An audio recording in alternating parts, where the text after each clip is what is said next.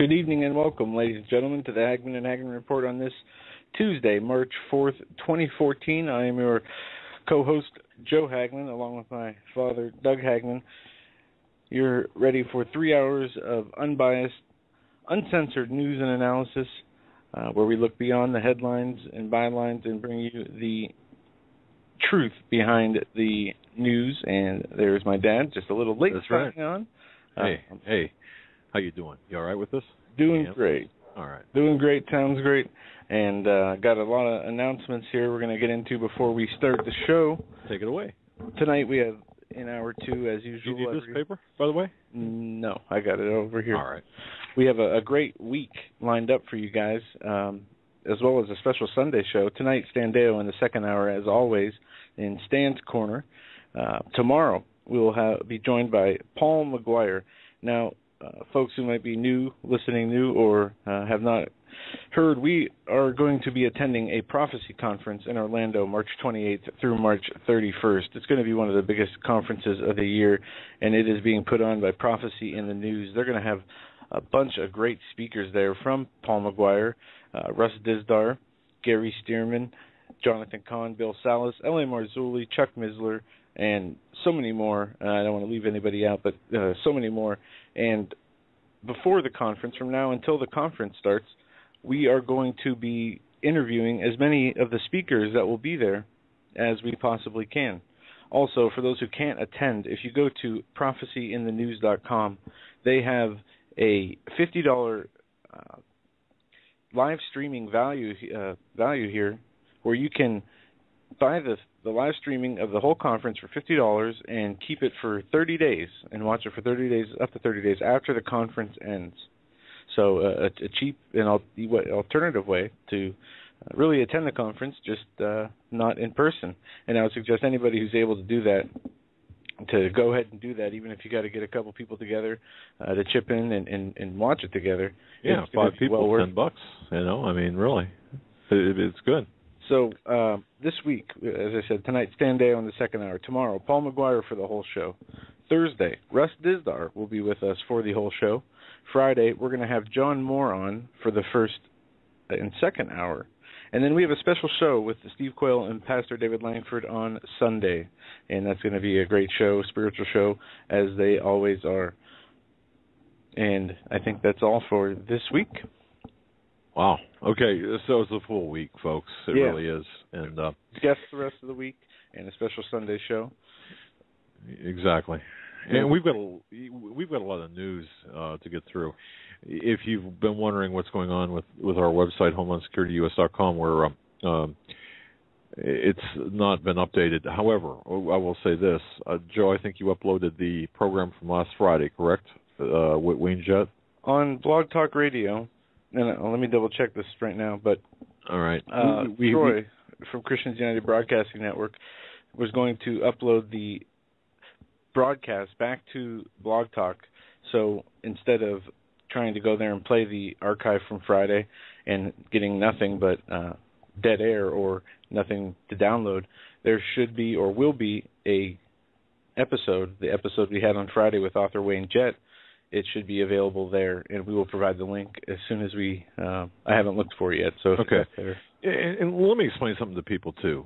We are using our client service or platform is Blog Talk Radio, just so people understand this.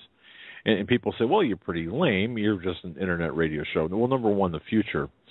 I believe the future is internet radio, MP3 broadcasting, broadcasting on demand. Remember what W said yesterday.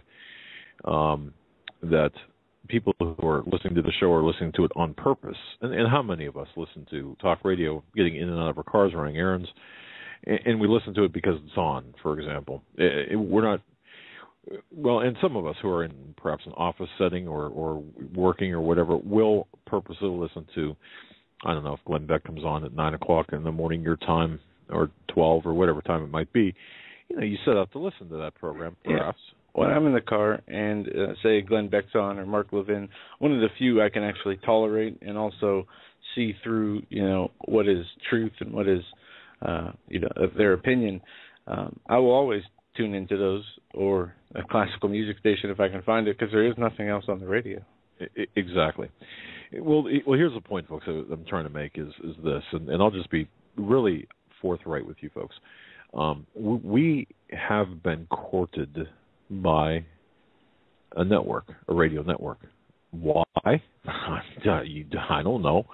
Okay, I mean, we're not that good in terms of being talk show hosts. However, our popularity is there. However, and here's the big however, in syndication. There's a lot with syndication. We would be allowed to, of course, full editorial control, but to me that's only good until you're not allowed full editorial control. However, the format would change. In other words, we've got an hour. We give our guests time to speak uninterrupted. And I was talking to Steve Quayle about this.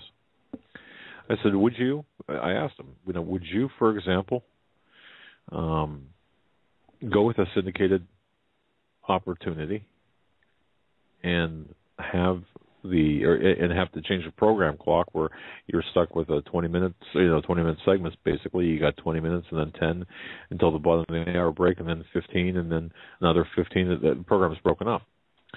Or would you stick with the internet radio and provide the hour format, but make your program less accessible for terrestrial listeners? Well, obviously we're choosing to stay as an internet program. So this is by choice because of the lack of programming that would be available, or the lack of programming time we would have, and we'd have to change our clock. I don't know if you folks agree with that or not, but there are some ways around that, some things we can do, possibly stick to this same platform on Blog Talk at the same time, follow the regular breaks with the networks. It would be a little awkward and weird, but we would still have the basic time allotted on Blog Talk. I keep hitting the wrong buttons here, and you want me to, well, no, this would something like that, right? Yeah, this is something we have to figure out. I mean, if we decided to do the network thing, I think with going with a network who is willing and open to the content, and will, basically giving us a word that they would not ever try to limit the content of the show. If we got that far and that's what they were willing to do, I think it wouldn't be a bad idea, except for the working around the time issues, as you said. Right. And yeah, it's, I don't know. There's just a lot to it, but I just want to mention that, folks, and we're always looking for new ways as well. But with the issue on Friday, and this, I guess this is what reminded me, or this is why I brought it up. With Friday's program, it was interesting because the program just vanished. And even the people at Blog Talk said, hey, you know what? We've never seen this before. Look, I don't know. And you said, Joe, it happened to other programs as well. Yeah, there's a community forum for hosts on Blog Talk Radio, and I saw at least 2 other shows that said that they could not access their archive from Friday, and that when you went to download it, there was nothing to play or download. So, well, the conversation I had with the representative, she said, boy, you had a lot of calls. You had a lot of listeners. You had a lot of this. You had a lot of that. But you didn't have a program. They said you had to call in as a host. Right. And they said we did not call in as a host, which, if that were the case, we would have never been able to have a program or have callers or any of that stuff. Right. And I said, how much sense does that make? To her, she said, it makes no sense. I've never seen this before. I mean, we could even call in as guests, but it will say waiting for host to call in. If we never called in as host, we would not be able to have a show. It doesn't make sense. Right. So that's right. Yeah. Maybe it was a glitch or. Well, it was a heck of a glitch, to be sure. And folks, I am working on answering emails. Okay, I'm so far behind. But I will say this: yesterday's show, if you have a chance, please go back and listen to the second hour. Well, listen to the whole thing. I mean, I think the whole show is good, but the second hour when W called in as a guest, and he was on Sean David Morton's show yesterday. I didn't know that, for 2 hours, and he's getting around. So, okay, I want to play this sound clip. This is something I uploaded here. It's 17 seconds, and this sets the stage, ladies and gentlemen, for tonight's show. How much are you worth? I have no idea. How much do you want? No, I just want to know what you're worth. Over $10 million? Oh, my, yes. Why are you doing it? How much better can you eat? What can you buy that you can't already afford? The future, Mr. Gitz. The future. All right. I don't know how many remember that little bit of audio from the movie Chinatown back in 1974. That's really what it's all about. It's about the future. What we're seeing in Ukraine, what we're seeing here in America, it's about the future. And I was on Tulsa radio this morning, KFAQ, at 6:35, I think it was their time anyway, talking with Pat Campbell about the dead bankers, about the banker suicides. And we didn't have enough time to get into this, but how the banker suicides are related to the banker deaths, the deaths of the financial people are related to what's going on here. It's a collapse of our economy. And Joe, you've got something about the economic collapse I think that we're going to start the program off with that's relevant. We've been telling you this all along. Yeah, an interesting piece today from the Telegraph. It says, so Russia is going to abandon the dollar as reserve currency. Good luck with that one, by author Jeremy Warner. It says, I've already explained why meaningful trade and financial sanctions against Russia are a non-starter. Everyone would lose from such action. Europe would be pushed back into recession, Russia into financial meltdown. This is not the sort of self-harm Europe is prepared to contemplate right now. Indeed, thanks to the indiscretion of a UK official who has snapped going into Downing Street with his briefing documents on display for all the world to see. We know this to be the case. Trade and financial sanctions have already been ruled out. However, this does not seem to have stopped the Russian threatening retaliatory action against the threat of non-sanctions. One possibility, says the Kremlin economics aide Sergei Glazvev, is for Russia to abandon the U.S. dollar as a reserve currency, or to figure out a way to use a new payment system that is not reliant on U.S. dollars for international transactions. It goes on to say, the inevitability of the decline of the dollar as the world's major reserve currency is a process that is on a very long fuse and basically depends on China eventually displacing the U.S. as the world's largest economy. And this author stipulates that it's not going to happen anytime soon, but not that it won't happen. And as I take the facts of this article being what's the Russia, definition of soon, though, Joe? See, right. That's the issue. I mean, this author lays out a lot of opinion, but there are facts inside this article, such as Russia wanting to move away from the dollar as a world reserve currency, and about the financial sanctions that would pretty much put the whole global economy back into a recession, and also Russia teaming up with China as two powerhouse nations, which China wants to replace the world as a U.S. or as a world reserve currency, wants to replace the dollar, and Russia working with China towards that goal, and at least doing so, at the very least, from his country, removing it from a tool they use, the dollar, as a tool they use, and moving to gold or other currencies as a way to run their business. This author says it's not going to be easy or really quite possible for Russia to do it alone, and that the dollar will eventually, but not soon, he says it's a long process, lose the status. Right, but here's the deal. Russia is primed up. They feel they've been abused, and they're not wrong with that. The Russians know exactly where all of their issues are coming from. That is coming from the United States, or actually more appropriately, the Western influences, the Western intelligence agencies, the CIA, the MI6, the Brits, the French, the NATO group. The globalists are behind this. And the globalists are pulling the strings of the U.S. and Great Britain and so on. And, well, Joe, and here's the other issue, too, because people are saying, well, it's World War III. Well, it very well is World War III. But one army goes after another army on their strong points. In other words, who would go up against the U.S. military? Granted, Obama is defanging our U.S. military in a very extensive rate, but the weak underbelly is our dollar.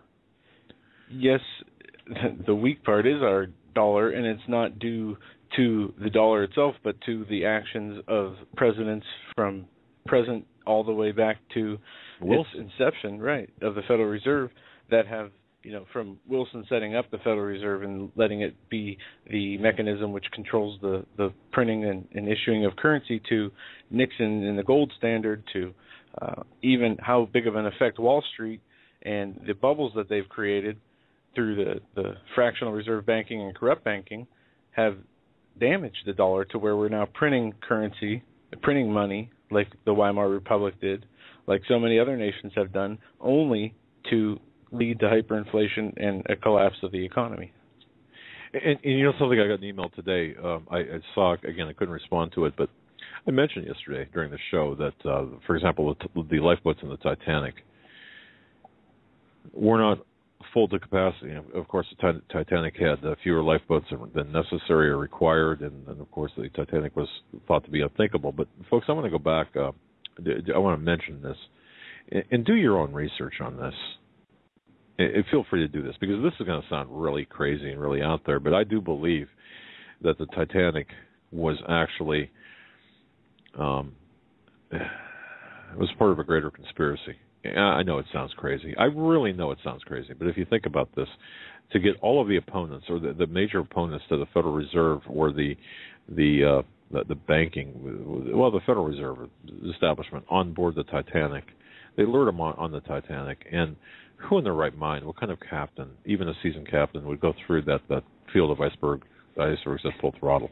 What's interesting is I actually heard Ed Schultz last week say, when talking about the presidency of the 2016 election, and more overtly the 2014 elections for the House and Senate seats, as rearranging the leadership as rearranging the chairs on the sinking Titanic, or the captain crew on the sinking Titanic. It was interesting to hear him use that reference, admitting basically that this country is like the Titanic, and elections are nothing more than rearranging the workers on this sinking ship.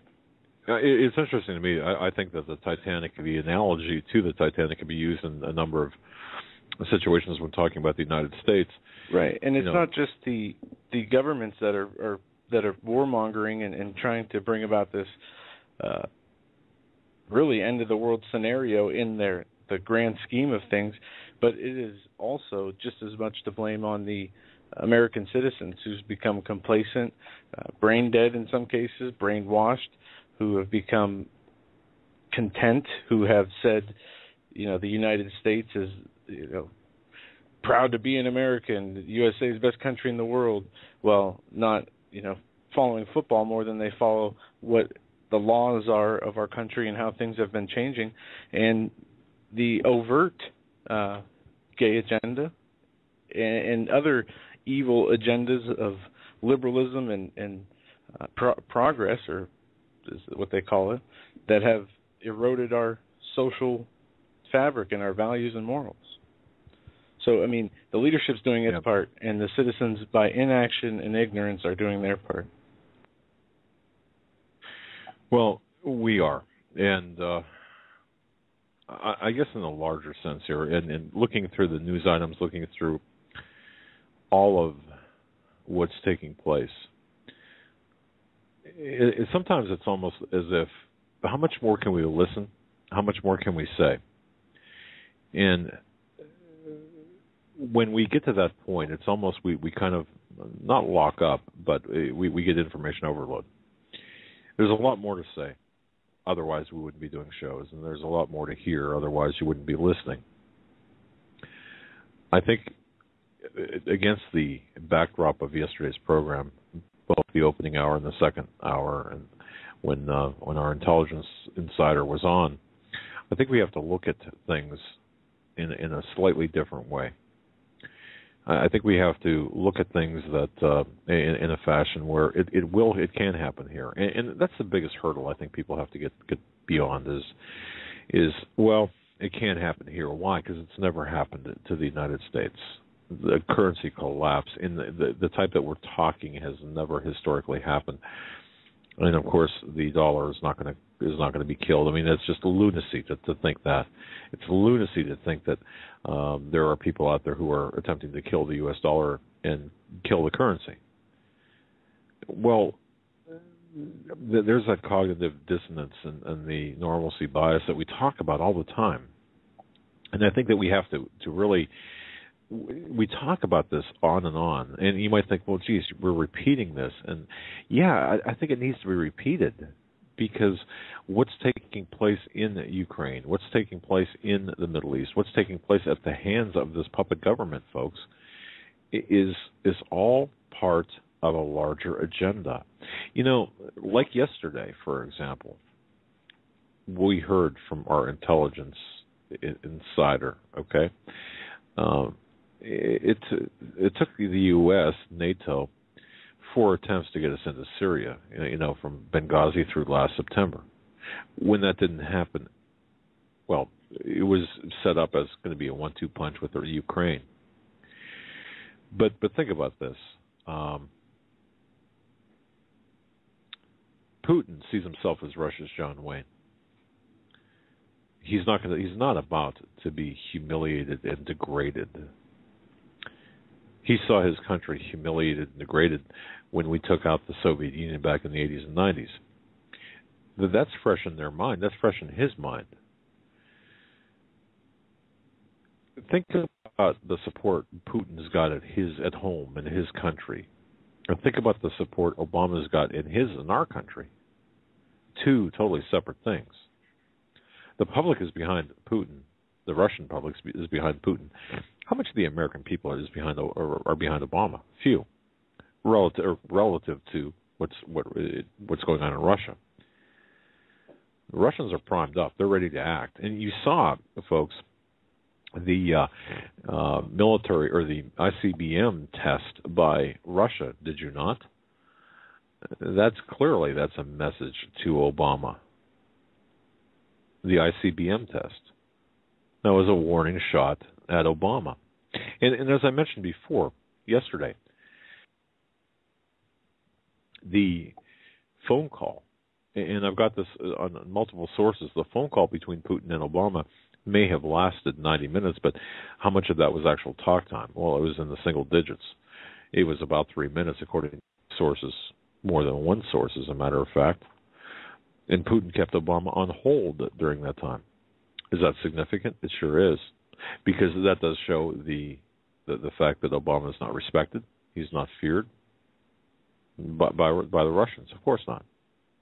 Now, I heard you were talking about Glenn Beck. I heard a part of a segment he talked about how the world today, maybe in your generation growing up, the parents and the views of the public on communism and what they taught the children back then versus now and today, how the difference is so big that most Americans, and I see a lot of it, people siding with Putin or agreeing with him or saying they wish he was our leader.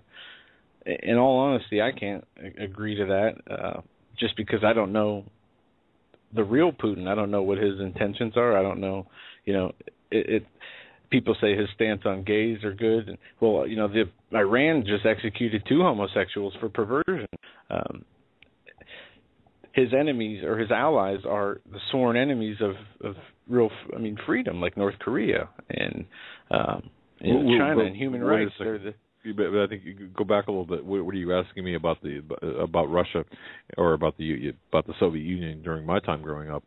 No, I'm saying I heard Glenn Beck comment on the difference between the education that was taught about the evils of communism in your generation versus what's taught today. Oh yes, and folks, communism certainly is evil to its core, and communism, in my view at least, is what the United States is heading to by plan. And you go back to Representative Herlong back in 1963 when he read the communist goals into the congressional record. This is all part of a larger plan. What we're seeing today, the globalists need communism in order to usher in a single global governance. People don't realize that. It's like Islam instituting, they needed the extremist, Islamic terrorists to implement this terror for the Patriot Act and stuff. Right, and folks, too, did you wonder why, for example, Bush was very overly cautious when it came to this radical element of Islamic terrorism, afraid to really. I mean, he was walking on eggshells, and then the people said, "Well, that's out of respect for the monotheistic religion of Islam." But then you saw him compare, or actually come out and say that Islam and Christianity, we worship the same God, which is totally untrue. But that's really not the point I was getting at. The point is, Islam is a tool in the arsenal of the globalists. Where that's right, they did use Islam. 9/11 before. And Freemasonry and old historic documents from, Manly P. Hall to some of these older writers that were around in the 1700s, 1600s that really were said to have an influence on the secret society's elements of why they're creating this new Atlantis or New World Order, this new civilization in America. And a lot of what they say is, they set it up as we would see it, rights delegated by God to the citizens for freedom and liberty. But I've found a lot of things that are contrary to that. And not only that, but the influence that these people have on, even in the Bible, it just says this. And I've done, Leviathan is talked about in the Bible a lot. And I've done some extensive research on this topic and found some pretty interesting things. And in Job, chapter 41, it talks about this Leviathan and what it is. But just briefly, to your point, it says this about it being at all the highest levels of government and the highest levels of societies and all of the powerful outlets of societies, whether they be groups, government institutions, organizations, corporations, that they are all run by the satanic influence. You could be a Christian, and from what I understand from the Bible and from their writings of these historians and Luciferians, it doesn't matter what your intentions are going in. Basically, you become a leader. You make a deal, and you might not understand it as Satan, but it's with Satan to carry out their agenda. And people that don't, like maybe John Kennedy was an example, which I'm not sure, Abraham Lincoln possibly. But you get the idea. We've seen, Bhutto in Pakistan and how many other leaders have been systematically assassinated who are against or have a different idea or ideology than what the agenda is. Correct. Now, I think we all have to agree, or I think we all agree that we're entering the final aspect of America's transition into complete tyranny. We're really, and I think what we have to do is watch. I talked to Steve Quayle earlier today, and we were talking about what's taking place in Connecticut, and that, of course, being perhaps the front lines of this gun confiscation. I understand that Americans are really going to be subjected to gun confiscation. What's happening in Connecticut, the letter that was sent out to the Connecticut residents to the people who attempted to register their guns but didn't do so, or register their weapons or their overcapacity magazines, or turn them in, or whatever the disposition was required by law. They attempted to follow the law. They were late, and of course they received a letter saying that they were too late, really putting them in an untenable position. Yeah, did you see the letter from the SWAT officer about that? What was it, the 100 gun owners or 103 registered guns and magazines that were late or didn't do it properly? This SWAT officer wrote a letter stating that they basically set themselves up to be SWAT team, and that's what was going to happen to them. Well, see, I think that this is perhaps one of the most critical issues here in the United States. While everyone's focused on the larger Ukrainian issue, and focus should be there as well, people are forgetting what's going on domestically. And Obama, through the governor of Connecticut and through the whole process of Connecticut, is going to become ground zero for this, I believe, SWAT team or not. however it's going to play out, it could very well be ground zero for the gun rights crew. There are many, I was talking to Steve, and you can check out his Q alerts, but I do believe that there are many people that are preparing themselves for, I'll just say this metaphorically speaking, for battle, but perhaps practically for battle, because they're not going to take this lying down. The citizens of this country are not going to take this lying down. I'm looking also, folks, for a different way, perhaps, that the government might come at not only the people in the state of Connecticut, but all of us. Could it be easier? Would it not be easier, for example, to come after us using food as a tool? Now think asymmetrically, or some other means in order for us to comply with some restrictive, tyrannical, arbitrary gun laws. I guess what I'm saying is, certainly they can't SWAT team everybody. Well, I suppose in theory they could SWAT team a great number. But what would that do to public opinion? What would that do to the people in this country? But we do know that obviously one of their goals is chaos, and then to bring order from the chaos. Well, perhaps, you know what, folks, maybe the goal is to have some sort of a shootout and have some bloodshed. So the media, like people like Ed Schultz and others, can point to some place in Connecticut and say, look, see, these big bad gun owners, they shot a police officer who's just doing his job. Maybe that is the issue. It's becoming very difficult, for me at least, to really understand the end. Well, I know the end game, but the some of the tactics. Is it possible that blood will be shed in Connecticut? I think so. No, and you got to hit your button there. As we said, it's going to depend on the amount of aggression, how far the Connecticut law enforcement wanted to take this is going to be the answer to what, if anything, will happen and how bad that will be.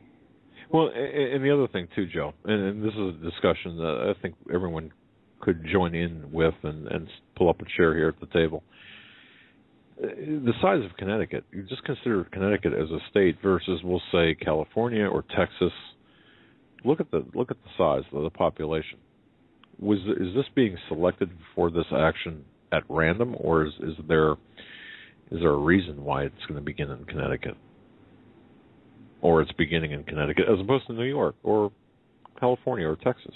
It could be the ratio. I mean, there's obviously smaller states than Connecticut, but maybe it was one big enough with a ratio that looked something that they could. Imagine this: they draw their lines like they are now. We have the people who registered, we have the people who registered incorrectly and late, and we have the people who refused to register. What if, through a show of force, they, being the authorities, intruded on the people who didn't register properly or did it late? What kind of message would that send to those that are holding out and standing up for their constitutional rights? Or more importantly, what, if any, actions would they hope to gain on the gun owners' side? Would it make them more vulnerable to registering? If they see a bunch of gun owners SWAT teamed, would it make them go out in the streets? I don't know if they understand fully. I think, and it would be my opinion, that if we saw those few, maybe 100 people SWAT teamed, you might see a few protests, but I don't see the people being engaged, seeing this as important as it really is. Whether we can turn things around right now, that's going to depend on how many Americans are willing to learn their rights and make a stand. Make a stand for freedom. And for what? For the last 200 years, we've enjoyed freedom of speech. We've had freedom of assembly. We've had freedom of religion for the most part, among others, without ever having to really study or acknowledge or investigate or research the source from which these liberties are granted. Obviously, the supreme source is God, but delineated in the Constitution and the Bill of Rights. How many people really have researched and studied the Constitution and Bill of Rights? Now, there's never been a more critical time when knowing our rights has been more critical and safeguarding them more necessary. So it's absolutely vital that we gain a better understanding of what the Constitution and the Bill of Rights contains, what it says. And we can go back to the words of Thomas Jefferson. It's vital that we gain a better understanding of what Thomas Jefferson described as fetters against doing evil. In other words, he said, if not, I fear that with each passing day, the principles of liberty will be lost. And Americans, half asleep, of course, will lose what their forefathers fought and died for. So, yeah. And then we can have a debate on something I found from a 1651 publication talking about setting up America and the system of government it should be. But one thing I found interesting is when they came across this, and they said this about tyranny and sovereignty.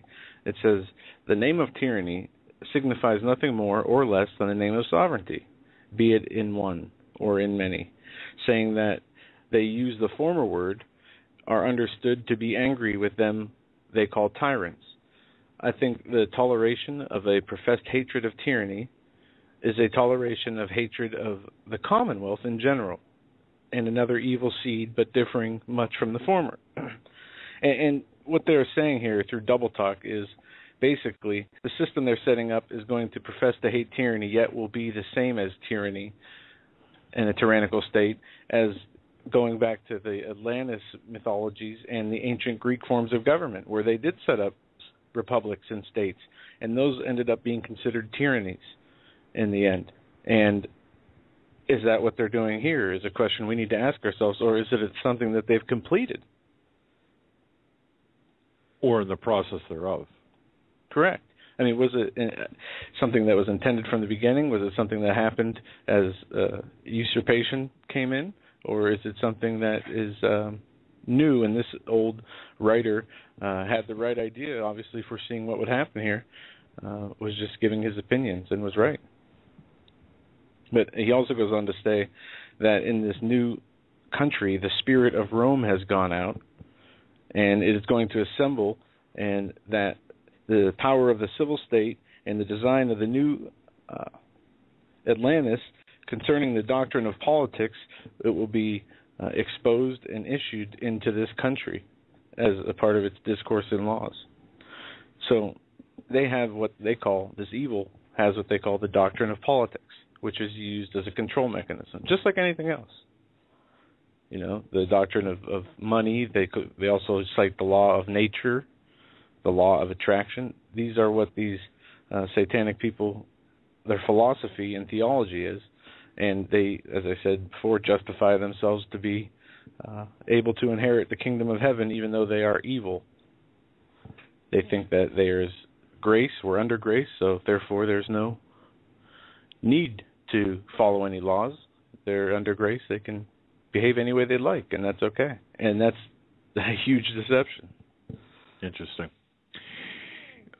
In another area of concern, folks, I don't know whether you heard about this. The Department of Justice is preparing to announce an expansion of background checks based on the executive orders Obama issued last month, or in January of 2013. I'm sorry, not last month. And go ahead. I have an audio clip on the new birtherism from Chris Matthews. It's real quick. Yeah, okay. We're going to get into that. You know what? Due to time constraints. It's the executive orders actions they're saying is the new birtherism, the criticism of executive power. Okay, well, go ahead. It's only a minute long, so go ahead. Here. Well, why is the right wing freaking out over the president issuing a series of relatively modest executive actions, something he is far from the first president to do?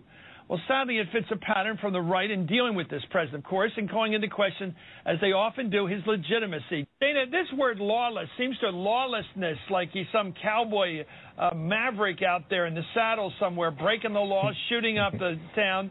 Where did the word lawless first originate? I think it's a second-term birtherism. He was illegitimately elected. Now he's behaving illegitimately. This goes back to the whole notion that the right has. They want to put an asterisk next to this guy. He really wasn't a law-abiding or even legally, legitimately elected president. This notion that the federal government is out of control, that there's a 10th Amendment that's been ignored, that the government is grabbing power that hasn't been there before, and that somehow we better be scared in River City. And this seems to be based upon ideology rather than events or even behaviors of the president. They grab at these behaviors, but they really believed this long before he ever came into office, and now they're using him as the worst-case scenario. So the abuse of executive power is being criticized, so they equate it to the new birtherism, basically an outlandish conspiracy theory that is for the wackos and right-wing people as an excuse to hate Obama and to say he's illegitimate and bring him down.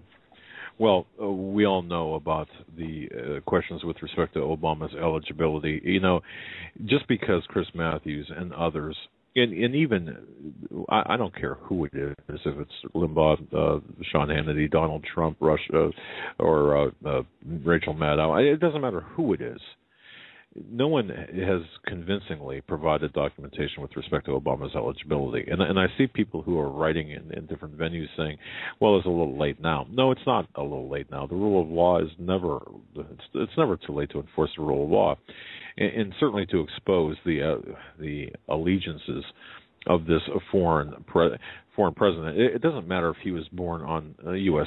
soil. It matters more about his constitutional eligibility, and that goes far beyond his place of birth, of course, but that's not the issue that we're talking about here. In the context of issuing executive orders, executive orders have long been used. I mean, since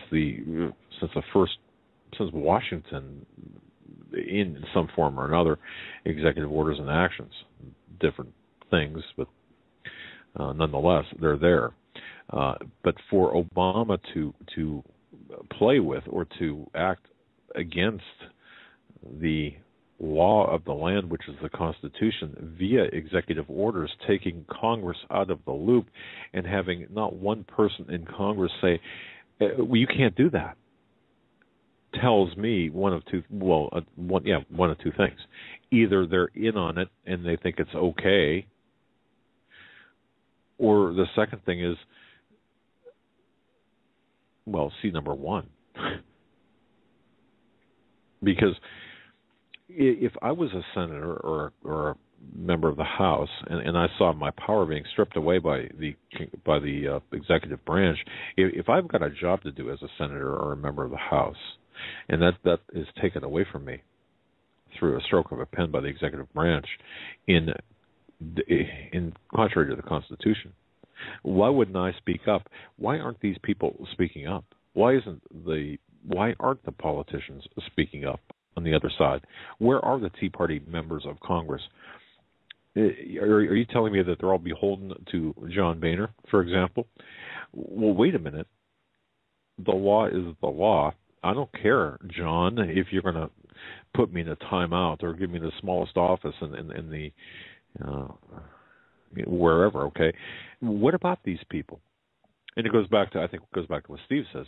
There are no spiritual solutions, or there are no political solutions to spiritual problems.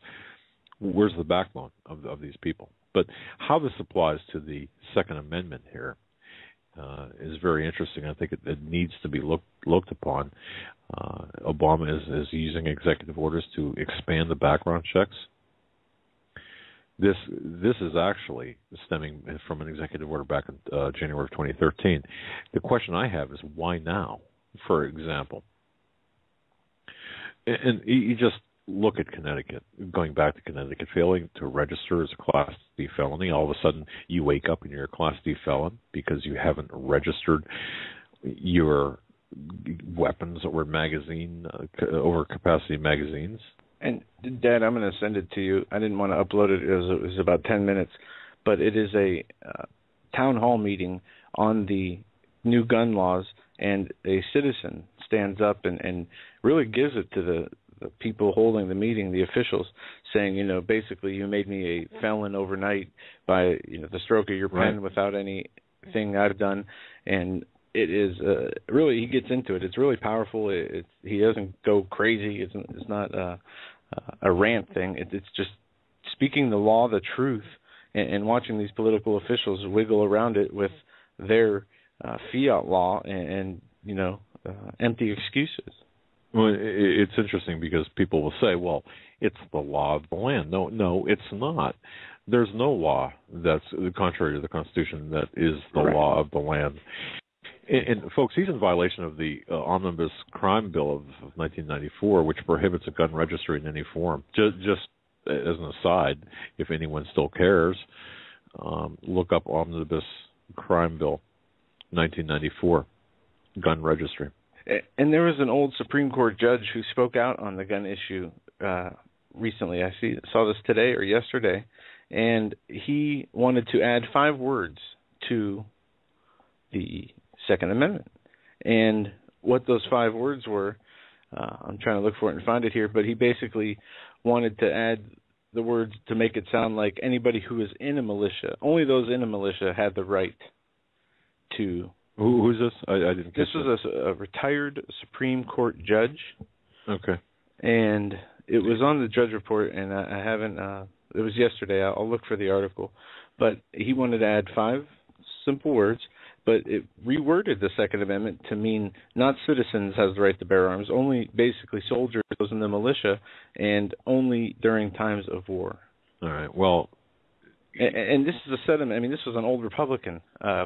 Supreme Court, and we see the. I did see that. By the way, going back, I did see that. And folks, I don't know if you have the link handy to put in the chat box here, but the Connecticut veteran says, "I'm not going to comply." That 8 minutes. Yes, that's the video I was talking about. Okay, do you have that to put in the chat room? Yes, I'll find it, because that's very well worth, folks. It's worth saving, downloading, and saving to your computer or passing along to your friends and family. It's a very eloquent appeal or speech. It's something for your arsenal. And here's the issue, okay? Or here's another issue. If you look, for example, you know what? I'm not going to go through the regional crime or the crime statistics. I'm just not going to do that. You get the idea that, for example, in D.C., New York, Baltimore, Newark, where they have the most oppressive, Chicago, the most oppressive gun laws, you've got statistics that show the murders by gun violence or by gun is just tremendously higher, okay, than anywhere else. And this is another thing we're going to do, folks. We are going to, and those people who have sent me emails about the pocket constitutions, please make sure that the emails that you sent had your address in there. Mailing them out now. We've got a limited number of pocket constitutions to send to people. Those people who have sent us requests, we're sending them out free of charge. So if you've already asked for them or by email, and that's fine, make sure you have your address in there, mailing address, and obviously your real name, so we can mail them to you. Just send an email to me, and my email is accessible via HomelandSecurityUS.com. And those are being sent out. I just can't remember now where I was going with all of this, except the fact that what was I saying, Joe? I'm sorry. I'm all over. No, I'm not sure what you were going to say, but I wanted to tell you I did upload that Mike Malloy clip. God is really angry at gays, which is not. Yeah. And the reason I did this is because I told you guys about this person named Mike Malloy I heard a few weeks back on the most anti-Christian, God-hating rant I've ever heard on public radio in my life. I have not found that clip, but I found something similar. And the reason it's important is this guy fills in for Ed Schultz, the Lawrences O'Donnells, the people who have the big shows on the progressive radio stations. Now, we don't have to play it. No, we can play it, and I think it's important to play because here's what I want everyone to know. When we began, or when I had said what I said about the militant homosexual agenda, and I've gotten more emails by people telling me to shut up, and in just that way, shut up, enough. Why are you talking about this? Well, we have, as we said yesterday, the first ever drag performance, meaning openly gay people in the military in drag, right, putting on a performance at a military base for the first time in history. We have churches openly embracing homosexual behavior as something that is acceptable, and not only that, it is promoting it and helping further it along. Any church that is not accepting it is being called bigoted and hateful, and is being looked at as going to be facing some kind of discrimination suits if it ever came to them refusing services to openly gay homosexual couples.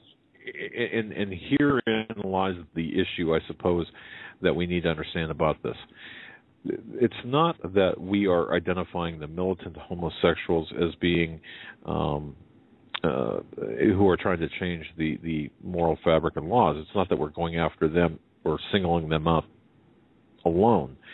The bigger issue here is they're part of a larger agenda.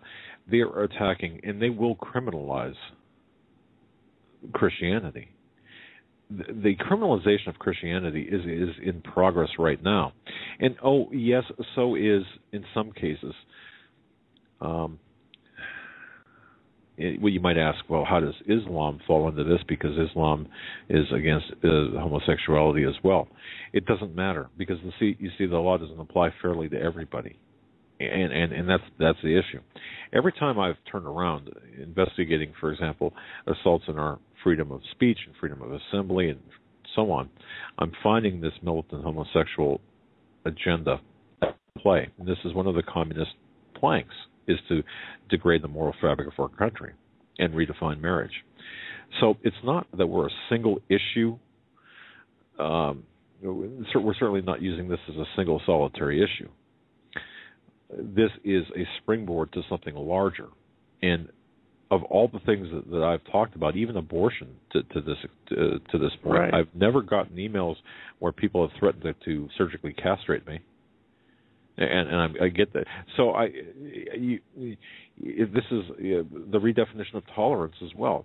Yeah, especially when they say, you are intolerant of our beliefs, at the same time being intolerant of everything aside from their beliefs. Right. But I just want people to know that we're not focusing just on this one aspect of things, but every time we turn around, we're bumping into these people with this agenda, and we're seeing this common fabric here, or this common thread that's rending the fabric of our country. Right, and I think this is the reason we play this. It's important for people to understand what is being spewed by this mainstream media as 10 people to 100,000. I don't know how many listen to this person or heard this and this is pretty offensive. Subscribe to this train of thought, but it is apparently dominant among many of the people in Washington, and it's scary. I mean, think about Sodom and Gomorrah. Think about all the unrighteousness on this world that God has judged as an example to those that live after that. And then think of where we are, and then listen to this, and the sentiment of people. It's not only let's make homosexuals have equal protection. It is, if you do not agree that homosexuality is normal, you are the problem, you are the racist bigot, and that is Christianity.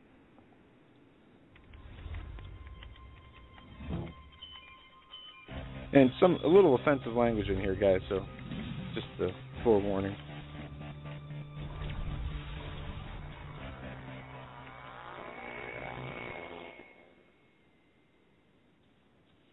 The right-wing nutcases in this country, from the top of the pigsty, that would be Rush Limbaugh, all the way down to the sewer, which would be the people at the Rupert Murdoch Terror Broadcast Organization, and all the little tacky politicians in between, they have made the number one religious issue in this country the rights of gay folk.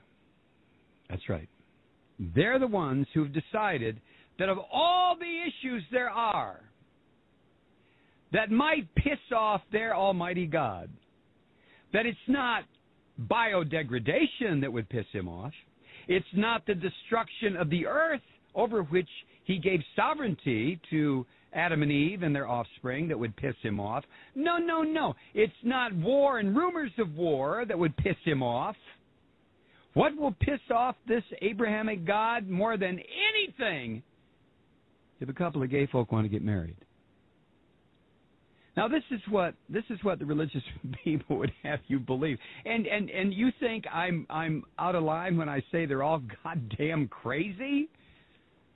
They're insane. This is the premier issue, according to them, that their supreme being focuses on. What gay people are doing with their sex parts.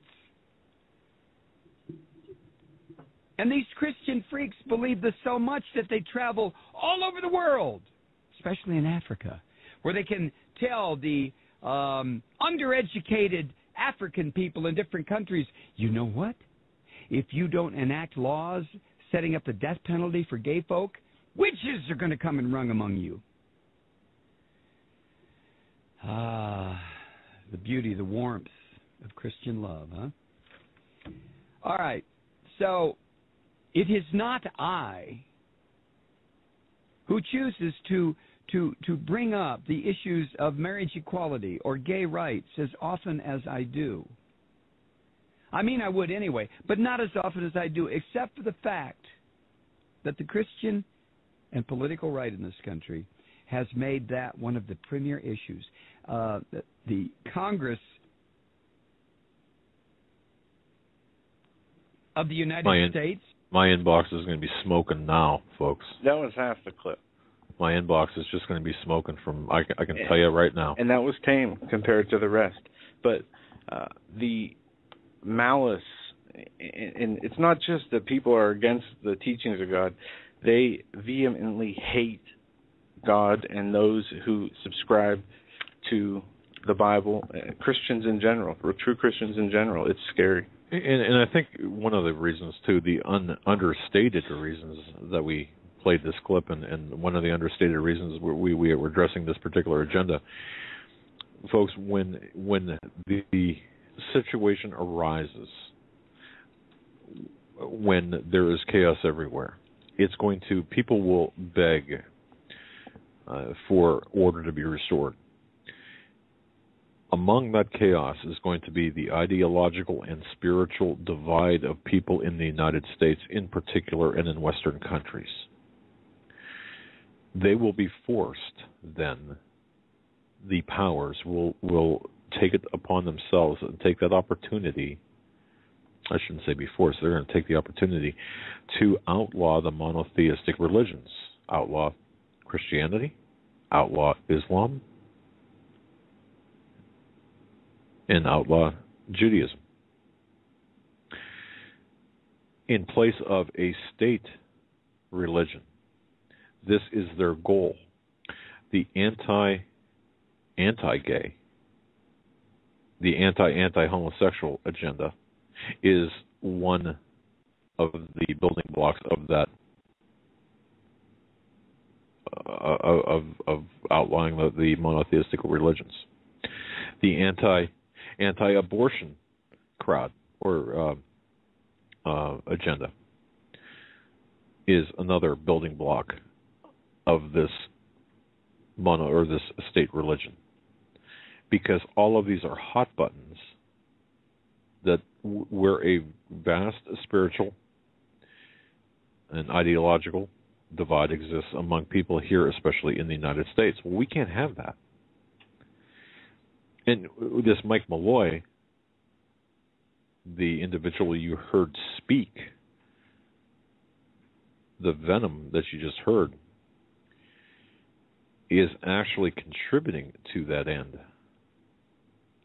by stoking the fires. And one might argue, well, so are you. Well, no. We're not hateful. We have no hate or animosity against any people who are sinners, as we are sinners ourselves. At the same time, right. We're exposing an agenda versus him advancing an agenda. Yeah, we're not going to tolerate or give in, for the sake of let's say love. And I have a whole nother, and people might take that wrong, but don't take that wrong. I don't mean it in the sense of godly love. But what they are doing is marginalizing and pitting those who don't believe in this pro-homosexual agenda, this pro-abortion agenda, this pro-New World Order, goodwill collectivism agenda, as the terrorist. And that's what it's going to boil down to. And that's what the mark of the beast will be about. Who's the terrorist and who's not. Those who don't take that mark will be the terrorist. You will not be part of the society. You will be hated for the name of Jesus, because you will be the only ones left that are not under the delusion of Satan, and you will be seeked to be wiped off the face of the earth, because you are the cause, kind of like what Hitler said about the Jews in World War II being the cause of all the evils. That's what the Christians will be in this tribulation time that's coming. Right, exactly. And to show you how disjointed we can be in conversation, remember, I was talking about the executive orders, too, about the Second Amendment, the January 2013 executive orders. What I wanted to mention but failed to mention at the time, again, disjointed, very awkward addition here to that conversation, changing gears in the middle of a stream of thought. I wanted to mention and make sure everyone knows that what is taking place right now is a consolidation of records, a consolidation of electronic storage of information on gun purchases. Now, according to the media, it's a consolidation of information on gun purchases that have been denied via the NICS or NICS system. No. This is a consolidation and electronic storage of information on all gun purchases on a federal level, folks. That's what I wanted to say. This is what people are not getting the truth on, and you can take that to the bank. What's taking place is not merely state registries, but a consolidation of electronic storage of records on all gun owners on a federal level. And that does include those who have been turned down, I might add. So and also that through this executive order and subsequent executive orders, you're also looking at providing or at least opening that data storage unit of gun owners to the IRS and also Health and Human Services, Department of Health. Folks, this is really a strong, very, very strong, very important part to losing our rights under the Second Amendment, because they will identify us. They have identified us, or those of us who have guns, weapons in our possession. They have identified those who have been turned down. They have consolidated now these records. Now they are going to use them in manners that have not been prescribed by law, or at least by the Constitution. It's very important to understand what's taking place. Folks, at the top of the hour, we're going to bring Stan Deo on. You're listening to a very special Tuesday edition of Hagmann and Hagmann Report. It is a live broadcast Tuesday, March 4th, 2013. I'm Doug Hagmann. In the studio with me is Joe Hagmann. Together, we are the Hagmann and Hagmann Report. Stay with us for Mr. Stan Deo, the real Stan, it's great to have you back on the show. How have you and Holly been? Good. We've still been relaxing, and that is good. Excellent. Got to get all the relaxation you can in these times, as it's just crazy and continues to get crazier by the day. Well, we suddenly realized it had been a while since we had done that, and it certainly takes its toll if you don't behave yourself on that. Yeah.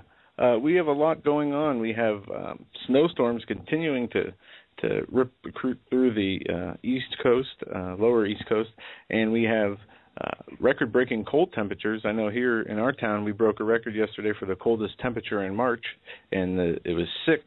The record previous to that was like 1885, which was 10 degrees, and I know this is happening across the country. And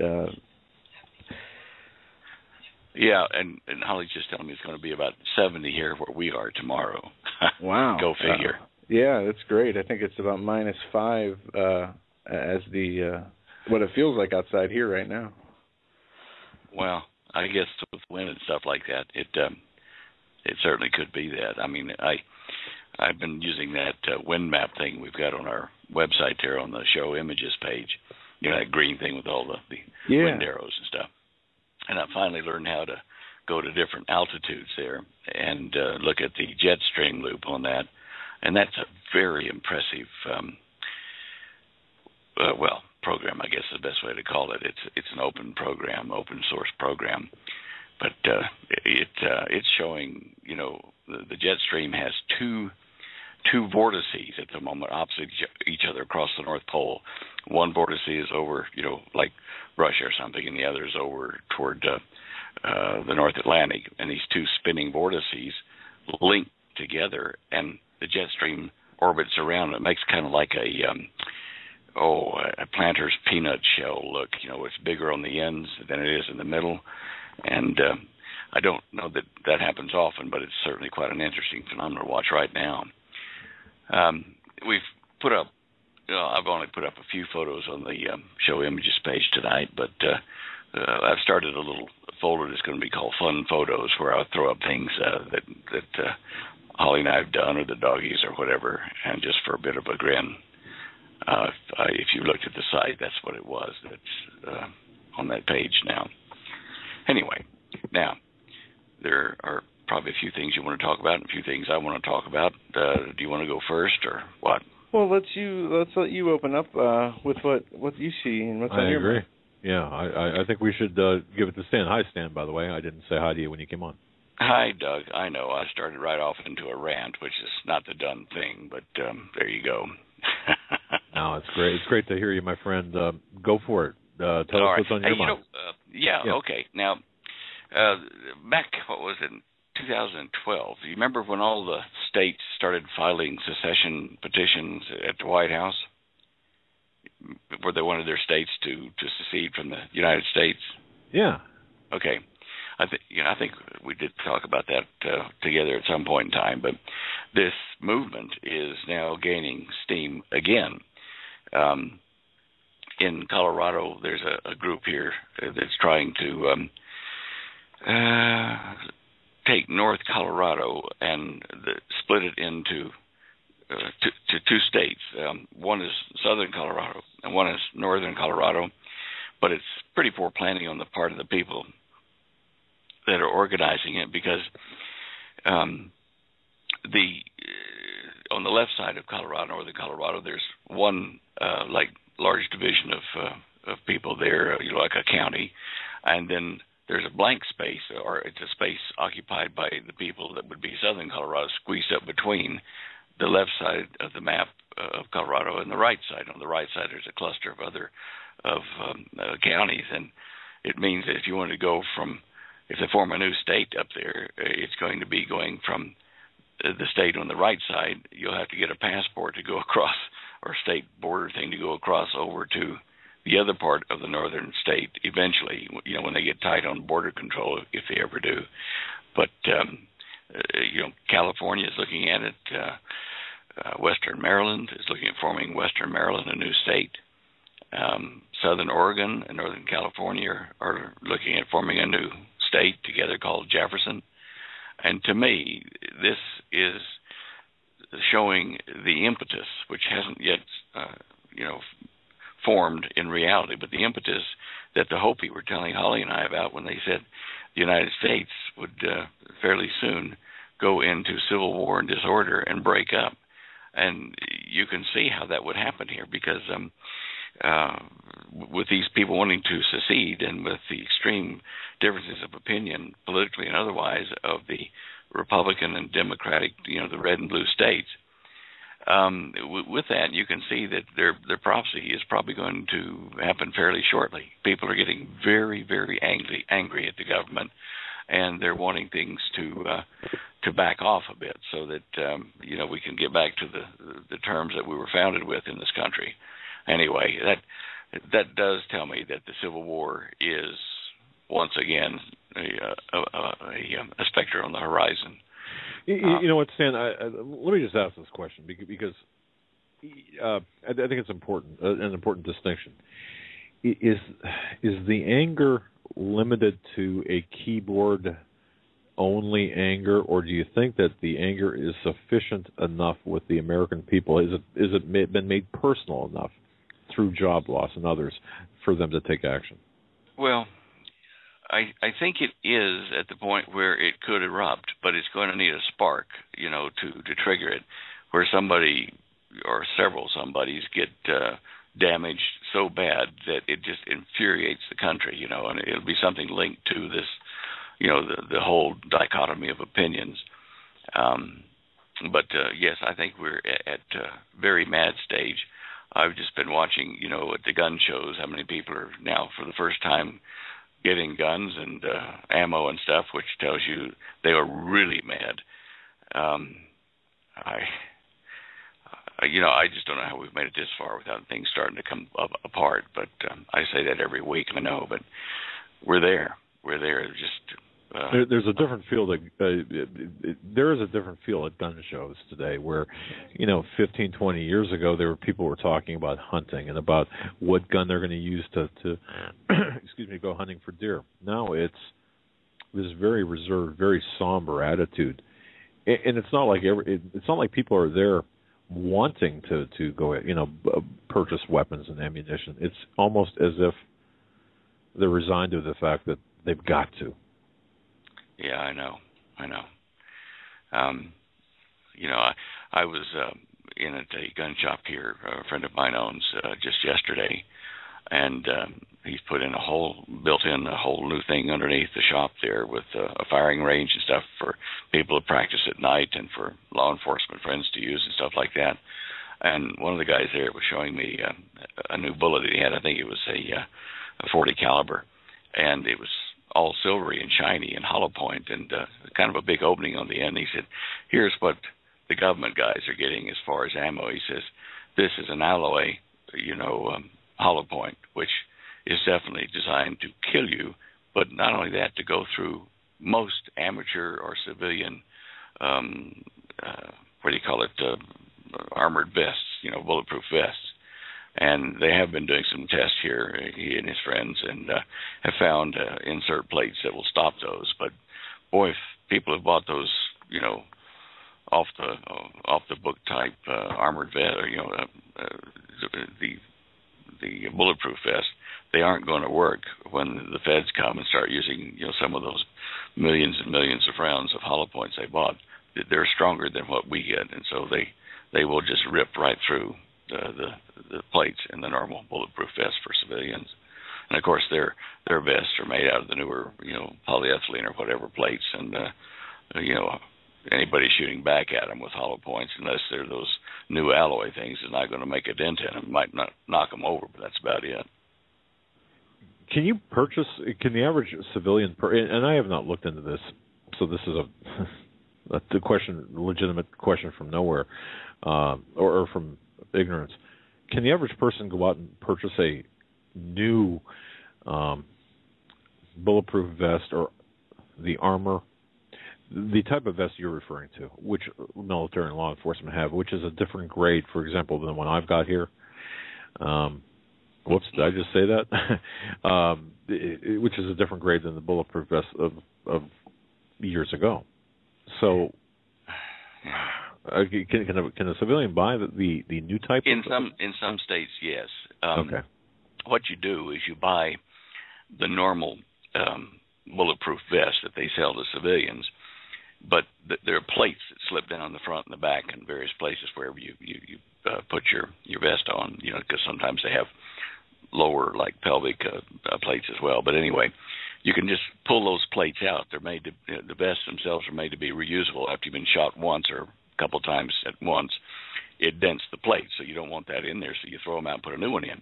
So the trick is, go ahead and buy your vest, and then replace it with these polyethylene plates, which I'm pretty sure you can buy the plates by themselves online.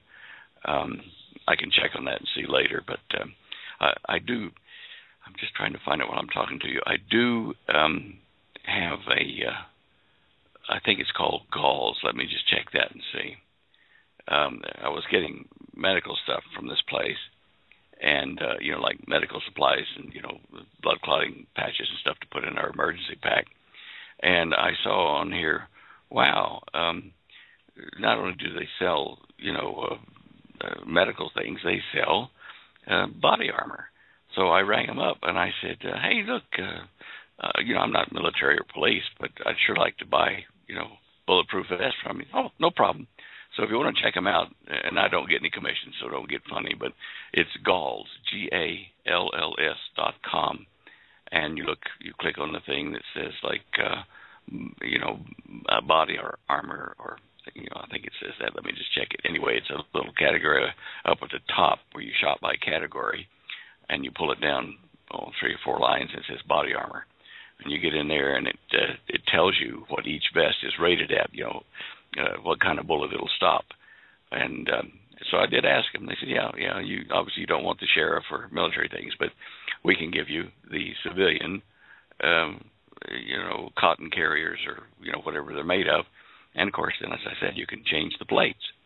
And that's where the trick might come in, is you might have to use a couple of standard plates to stop those hollow points if you're worrying about the officialdom bullets, those hollow points that are silvery and alloyed. But other than that, for the average confrontation with another civilian or group of civilians, these bulletproof vests, body armor, will work for you just right off the shelf. And they do tell you, as I say, there's several levels at various expenses. And, of course, the higher power bullet that it'll stop, the higher power they charge. They charge like a wounded bull when they get up to those top end, let me tell you. But anyway, that's an Aussie term, sorry. I love that. Okay. And they have plates. They have different plates that you can get there and buy and put into your vest, right? Made of curved ones and all kinds of stuff, But not only that, you can buy helmets, shields, like you see in the movies or in the news, where the police have these SWAT tactical shields that you can see through and charge the enemy. It's a body shield that you just hold in your left hand or right hand, and so that's probably even more protection than just a vest. So, I found it to be a one-stop shop for everything that the civilian would need and like to have. So anyway, check it out. That's all I'm going to give them a free commercial for. All right. Stan, it seems like we're getting too old for this. I mean, I feel like I'm getting too old for this. I'm not looking for a confrontation. I don't know about you, but no, I'm not particularly keen on that either. But if they come, well, I guess they'll go down with us. Some of them anyway.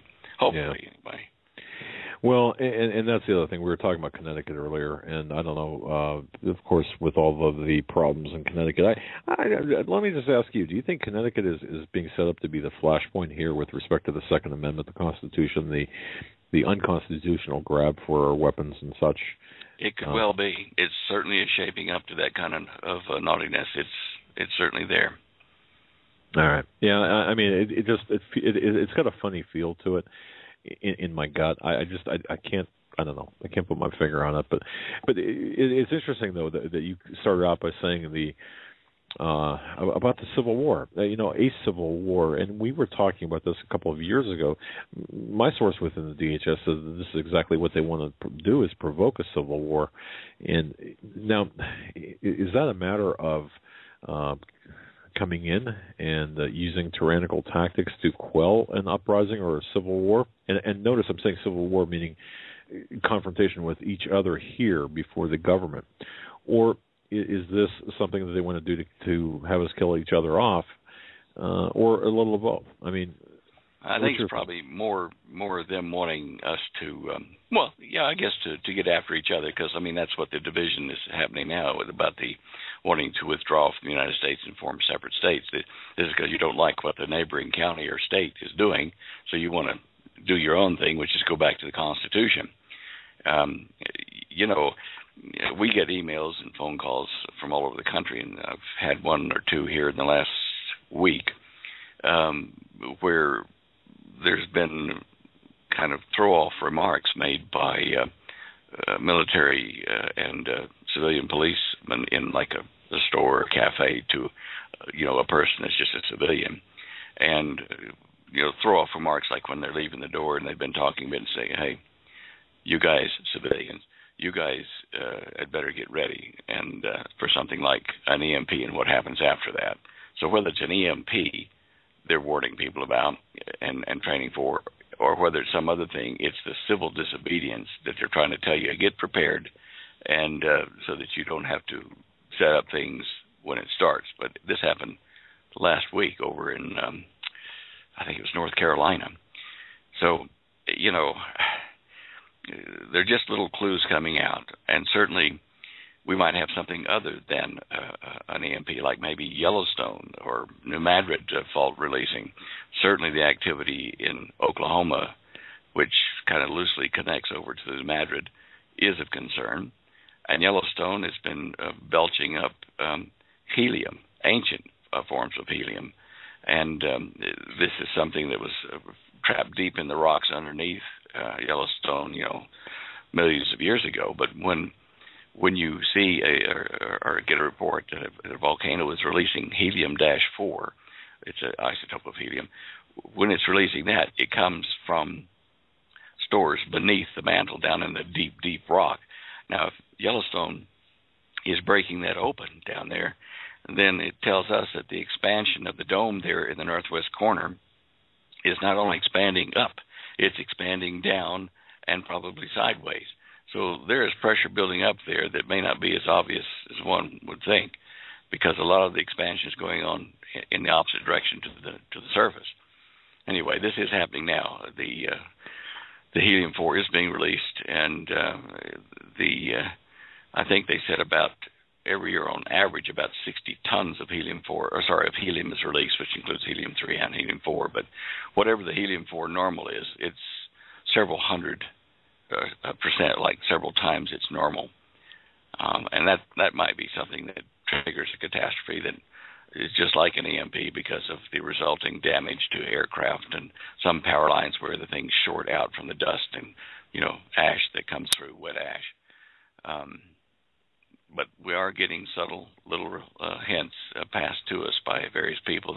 Some of them just civilians, and, you know, certainly we have some deep throat type guys. But when civilians are telling me, I'm kind of think, okay, are they being set up? And we analyze the situation, which they found out the information, and go with that. But I'm seeing more kind of believable, reliable type hints like this being given to civilians or being observed by them. In fact, last weekend, we got a call from a friend of ours over in Oklahoma City, and he said, you would not believe the skies over Oklahoma City today.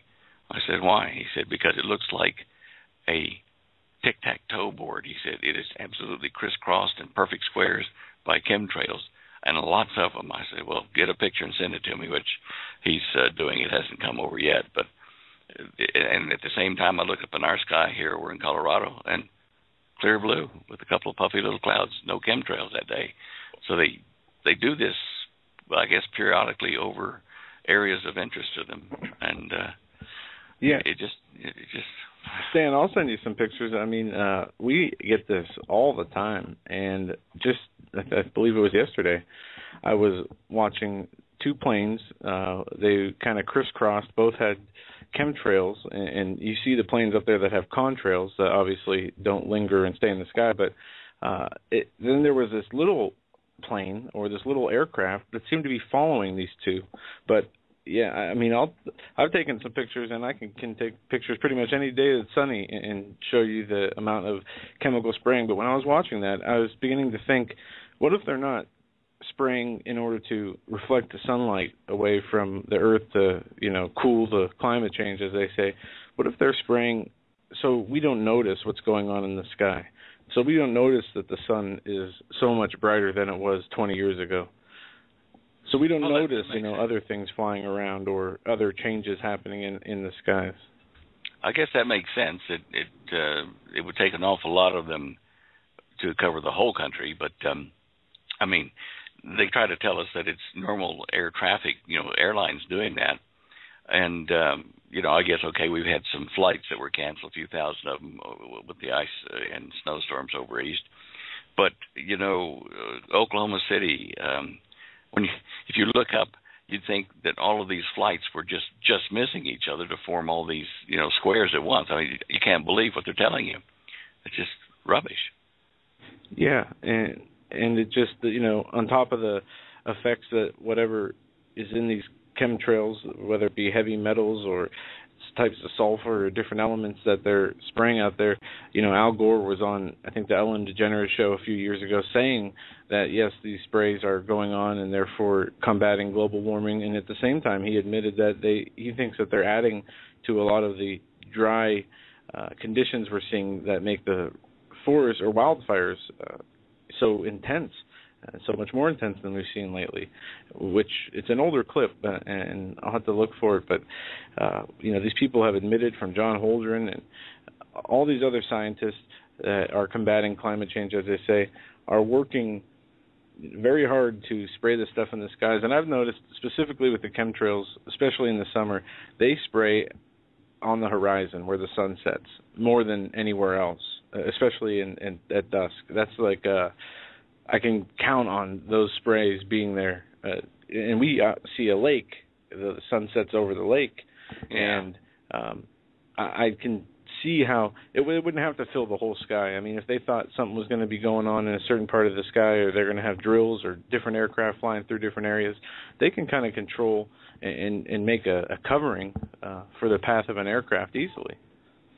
Yeah, I mean, the chemtrails over our house are usually over in the middle of the day and early morning over east and going kind of with the sun. So, in fact, sometimes we wake up and the chemtrails are blowing in from Utah, you know, to our west. They're just, I can't figure out the rhyme or reason of where they do it and how much they do. But we have a saying around here: if we get a nice clear blue sky, wonderful, used to be normal Colorado day here, and you look up and say, great to be alive. Wait for it. Before the next hour's passed, they'll have these darn planes flying over and chemtrailing the sky. And, you know, we all know that. I mean, it's just a general rule here. They'll screw up a good day. So, and again, that might be because the sun's coming through, like you were saying, and extra radiation from that in the ultraviolet band. Certainly we know that's happening. Yeah. Wait a second, Stan. Have you heard? And I'm not sure exactly the time frame or when this happened. Have you heard anything about the Omega airplane crash, leaving this huge chemtrail or silver dioxide, perhaps, mess?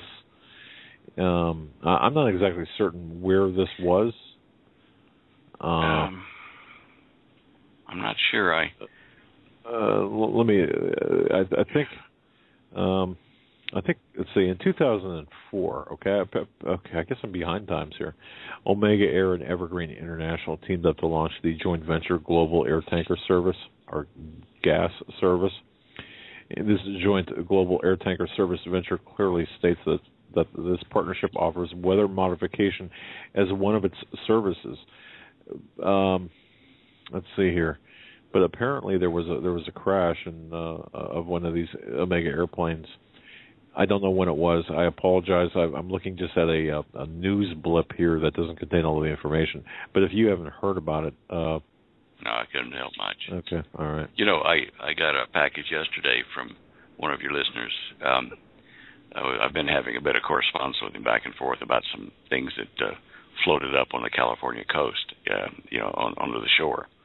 And he sent me photos. We talked about the source of it, and I helped translate the writing that was on it, which was Japanese. But he sent me part of that. It arrived yesterday, and along with it, a little bottle of debris, dust from a real chemtrail-type process. And so it's part of the sample he got so that I can analyze it as well. It appears to be metallic, but they're real.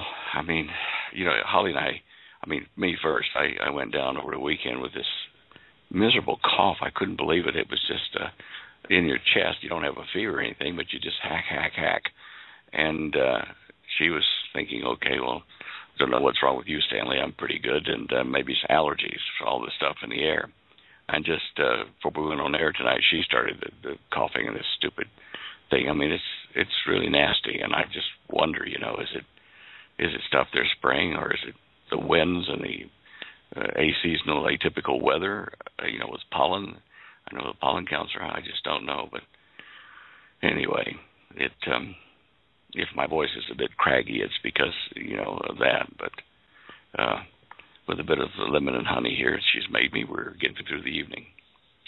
Well, we appreciate you hanging in there with us. You know, it's the heavy metals, or the metals that apparently are being used in these chemtrails. I have a very grave concern about not only the coughs or the respiratory systems of people, but of course I'm seeing more and more and more and more cases of dementia in the elderly, especially, or those the rapid onset of dementia. Folks, I really believe you're going to see more of this. And when I say rapid onset, it used to be kind of a footnote in the medical journal, the annals of medical journals, but now it seems as if more and more people are fine. Let's say fine 6 months ago, and today they're being diagnosed with dementia. I just can't. I've got this real issue with the possibility here that this is being introduced into our environment, all intentionally, you know. Oh yeah, I forgot this. I was just trying to find this guy's note that came with the parcel because I haven't opened it yet. Hold on one second.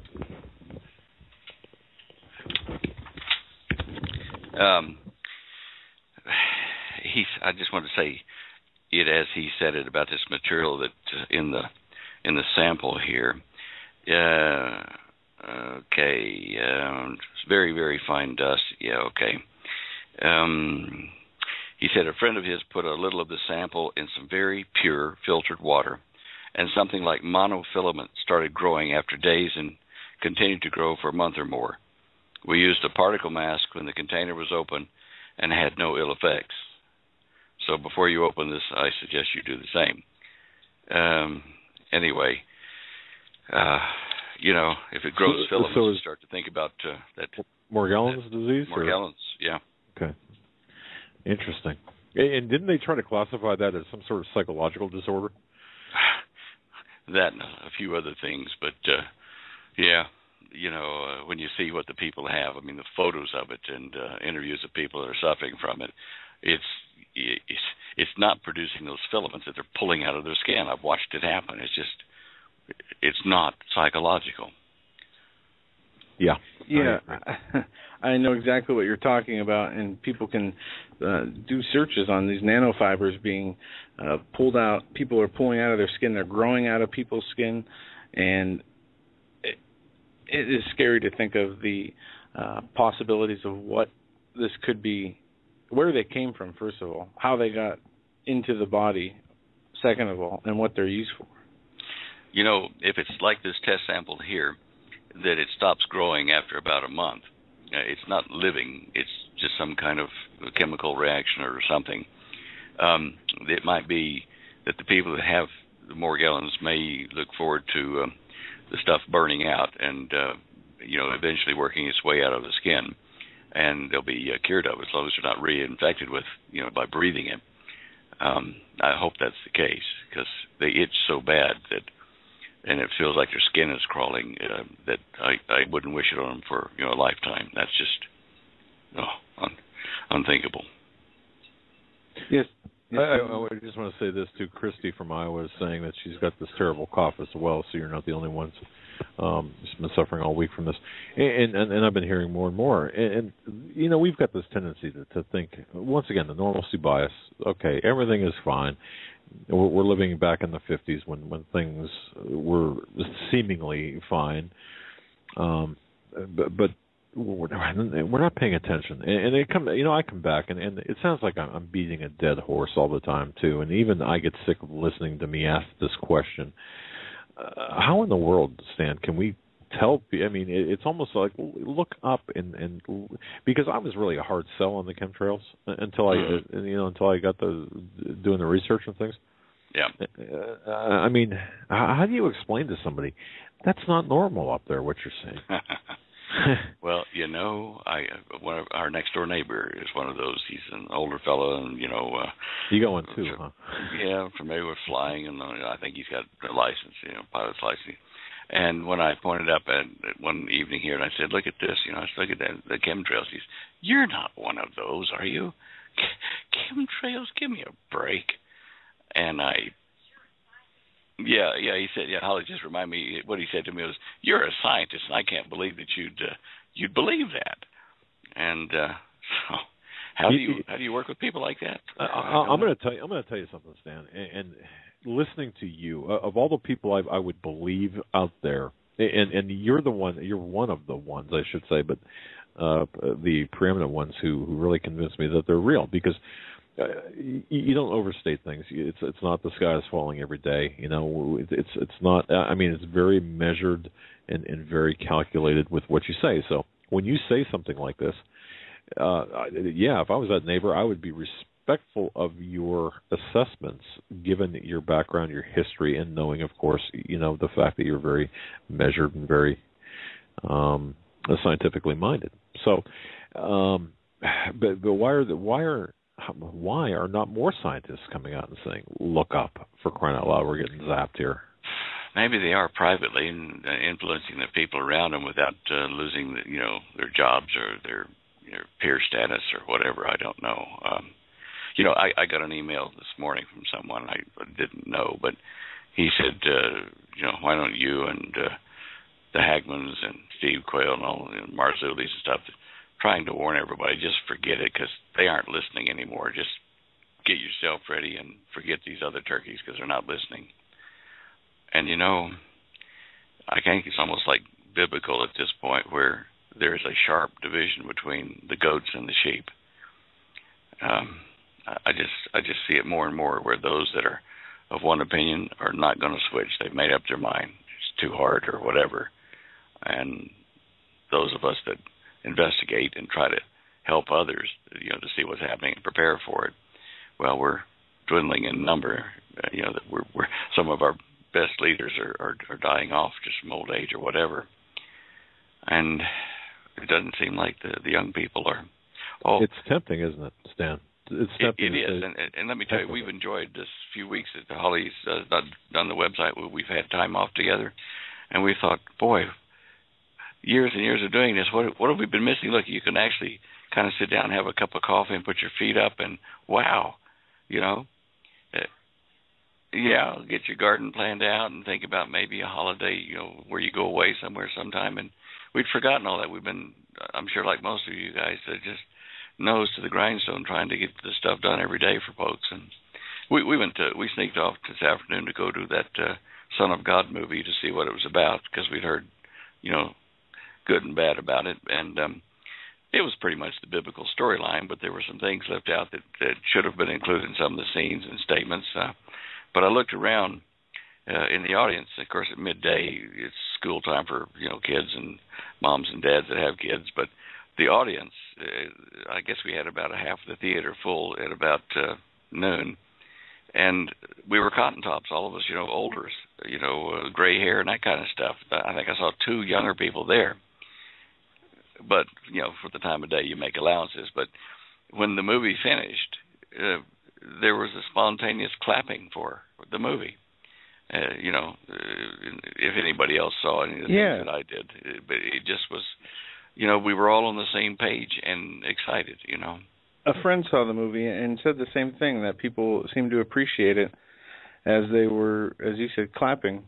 After as aside from the Noah movie that has come out that is just getting torn up by real Christian critics, saying how it's been used through editorial control to really change the message of what Noah is about. For those of us that are believers, we see through all that and see the storyline that's real.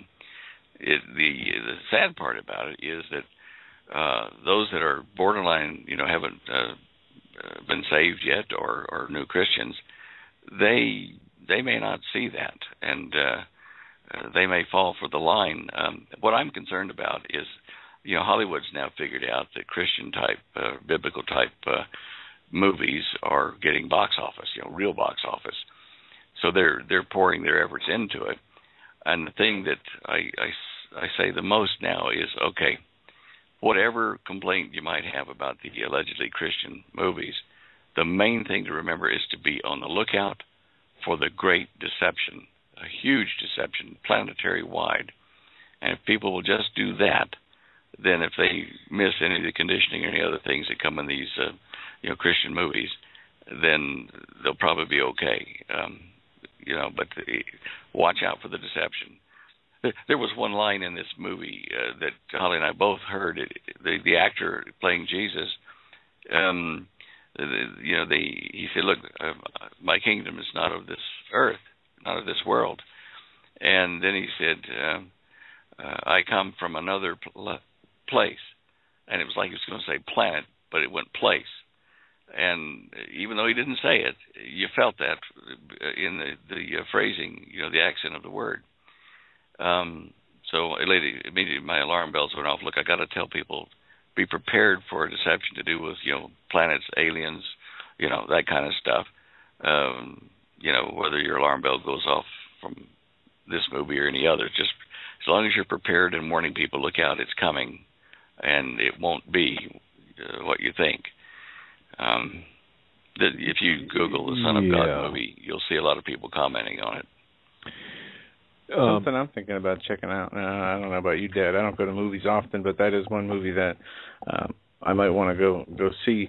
And unless you had a question on that, I was going to switch gears. I kind of stand, when you talk about the deception, one of the things that I always think about the Great Deception is, of course, the deception that involves this planetary visit. And that's what you're referring to, obviously. Yeah. Okay. And I'm trying to wrap my head around this, and I think a lot of our listeners might be doing the same.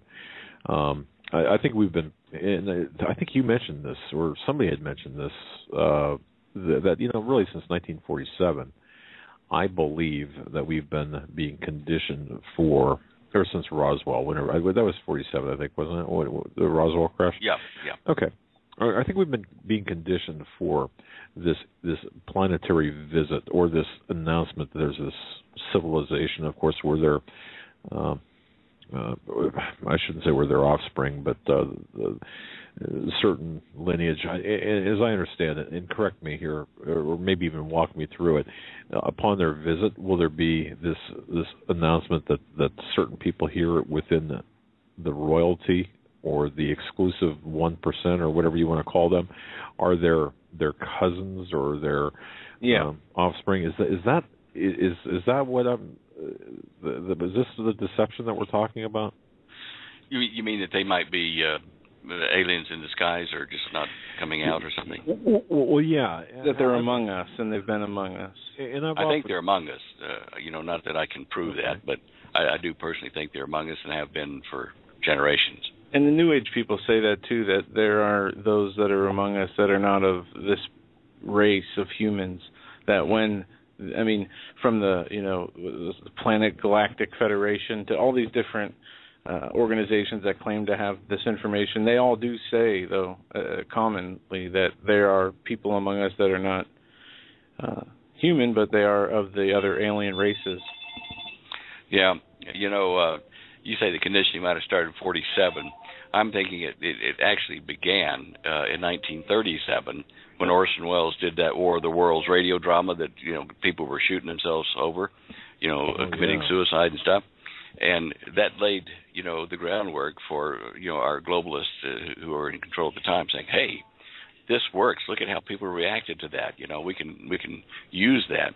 Then of course World War II interrupted the conditioning and the plans they had. So as soon as the war was coming to an end, 45, then, Roswell appears in 47, and you see the conditioning getting very serious after that. But it was more than just conditioning by our globalists. I'm sure that Satan's hand was in that, and that in the end he'll be in charge of the globalists who thought they were, the smart cookies. Gotcha. And it's always interesting to talk to you about this. I didn't mean to take you off. No, that's fine. Off topic. I find the larger topic about. I don't want this to turn into, or seem like I'm trying to take this into really tall grass or the weeds kind of ground here. But I think I really do believe that you've got the Vatican observatory project there with their telescopes. I mean, what are they looking for? All of this is strange to me when you put together all of these bits and pieces of information out there. So definitely we're being prepared for something, and of course the deception that we have to watch for, as you said. And the Catholic Church. Sorry, go ahead. No, Joe. you go ahead, Sam. I got 2 questions related to that when you're done. All right. Well, I'm just saying the Catholic Church is going to be guilty. It already is guilty, and be even more guilty of supporting our alien brothers, and they can be saved as well, et cetera, et cetera. You know, I'm sure the Bible is talking about a false prophet. You know, not being a person, but you know, an agency or a church, a false church. And good or bad, the Catholic Church nowadays has been ruined by people at the top, and they are going to sell their souls and lead a lot of their flock astray. And then this was in the third message, in the Lady of Fatima, the third message that was in her, what's her name? The one that wrote it, anyway, the girls that lived from the saucer encounter with the lady, you know, in the sky. Her third message was unsealed, and it did say that the last pope would, you know, lead the flock astray in the Catholic Church and would be responsible for a lot of them losing their lives and their souls. So the conditioning is intensifying in places that you wouldn't expect it. So, you know. Stan, that would be one, and forgive my language, but it's appropriate hell of a message to receive, you know, and not disclose. I'm for disclosure being,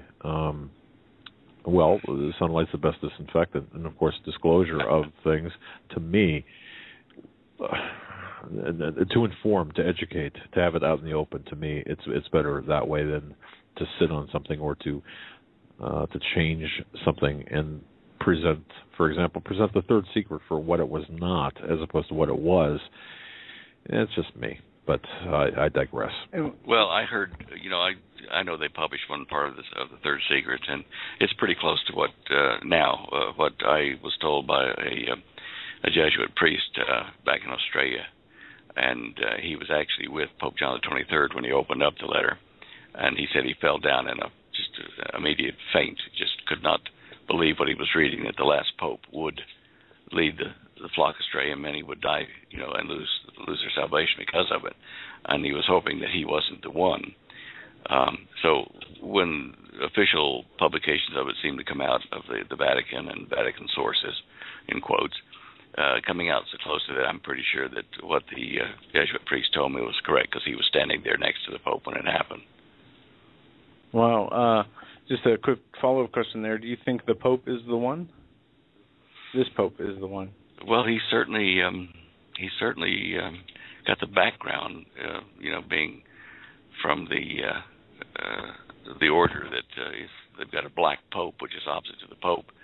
The Jesuits, you know, they're warriors and soldiers, and now that he's sitting over there on the seat of the what was normal Pope and not, you know, Jesuits, it is very possible that he won't waste time, and he'll do what he's got to do to put things in play. And it seems like he's doing that little bit by little bit, you know, activating things that have been quietly being formed, like a global church that's bringing Islam and quote-unquote Catholicism, Christianity closer together, holding meetings between, you know, Islam, you know, Muslims and leading clerics in the Catholic Church and some Protestant churches as well. And I actually saw the documents and stuff calling these meetings in the Southern Hemisphere back as far as 1974. I had my hands on them. So now this Pope is sitting on top of a lot of groundwork that's gone on in the 3 or 4 decades preceding, and he may just be able to activate it quicker than you'd expect and support the alien brothers from space. Sounds so far out there, yet it is exactly what you know, the Vatican and the world leaders have been hinting towards and secretly working towards this disclosure. And you know, we looked at Tom Horn's work about the Vatican telescope called Lucifer, and et cetera, et cetera. It goes on and on. A question about space Stan. We have reports that there's an uptick in near-Earth asteroids that have recently been discovered, and meteors that have recently been discovered that are not posing a threat to Earth, but the amount of asteroids that have been discovered in just the last few months in this short period of time, it has people wondering, are we going to see an increase in the meteor showers or in near-Earth asteroids that are coming in? And I guess BP Earthwatch has been talking about this, concerned about debris coming close to the Earth. And will these close encounters, or could these close encounters, cause any magnetic effects, or earthquakes, or anything like along those lines? Well, I think, depending on the size of it, if you get one like the Chicxulub thing that made the Gulf of Mexico when it hit, we probably won't have to worry about it. But something slightly smaller than that would make such an impact on the Earth's surface, which is kind of like a thin soap bubble when you go out in space and pretend that you are a giant and you can put your hands on it. It would be a very flimsy, spinning little ball that you could push on with your finger as a giant, and you would make waves go out from your finger where you touch the Earth because it's so fragile. And in that respect, then, if we have an impact or several impacts from large mass asteroids, it could cause earthquakes because the pressures for the earthquakes are, and the tectonic plate movements are there already.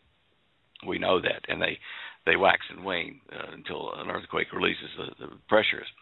So if they're all cocked like a firearm ready to shoot, and you hit the surface with a large mass, like an asteroid, the shock wave will go out like you throw a stone in the pond. It'll go like ripples like that going out from where the impact was, going all the way around the planet, meeting themselves the other side of the planet, bouncing back several times before it abates. So, yeah. And here's another thought, too. Instead of having 50 or 100,000 known asteroids, it could be near Earth objects and a threat. They've now increased that to millions. And I don't know what new technology they're using to detect them and to track them and plot courses for them.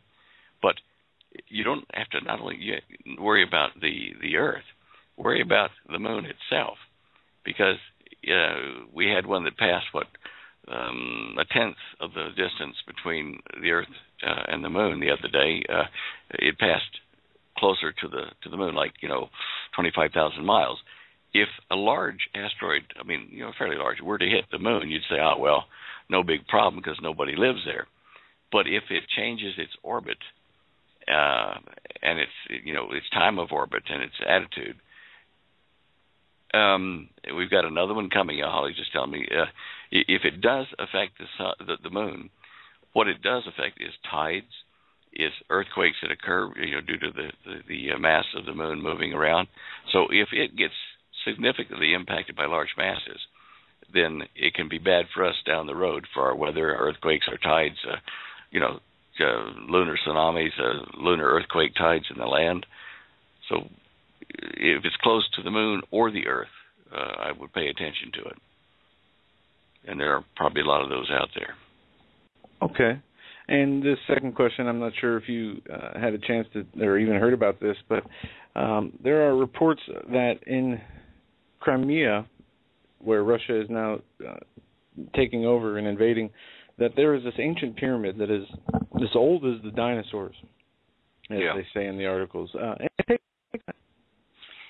not convinced that is a pyramid. I've looked at the documentaries that are all pro it being a pyramid, but I really do think it might be a natural formation of rock, that cracked from dehydrating and became solid, mud formations. Because if you look at the close-ups of the external parts of it, on the flat parts, you'll see that it's rock that's like separated by cracking. It's like the desert patterns that form after a rainfall and then the water evaporates and leaves like cracked mud around. It's more like that, but in stone. So I'm not sure that is a real, intelligently constructed pyramid because of, neighboring hills or mountains in the region that have similar kind of sort of triangular pyramidal structures. I could be wrong, but they haven't found any writing or stuff, and the tunnels that they've found underneath it may not be as old as the formation, which means somebody may have tunneled in after the fact and used it as, a base of operations or something. So don't panic about that yet. I've really looked at it and investigated it. At this point, I don't think it's anything other than a natural formation that man has come in and tunneled into and altered a bit. Yeah, and I've read some reports on this, and they're speculative, talking about different chambers and different adventure. There are people that have went down in there, and some kind of mythical stories, and can't get to the bottom, this and that. But you don't know what's true and what's not true. What difference does it make? What right. difference does it make to us? I mean, Dude, my big question is I know that they have this. There's this what the History Channel calls ancient alien technology, which would be fallen angel technology, and many believe it's hidden in these pyramids. That was really what I was thinking when talking about it. Well, I would look more at structures in Peru and in Egypt and, let's see, in India and in some of the islands of, where is it? In the Philippines, is it? Over in that part of Southeast Asia. These places are real structures and have writing, and even though we might not be able to properly interpret it, those I put more faith in as possibly being sources of technology. That Ancient Aliens program on the History Channel, that is so bad. So bad. It is terrible. Yeah, it is just a deception. It is, from the zeitgeist to these ancient alien. They use the Bible to try to make their claim that God is an alien, really, and the angels and demons are really just aliens, and it's a cosmic war, and there is no true God. And the people who don't have a foundation in Scripture or understanding of the Lord so easily fall into this.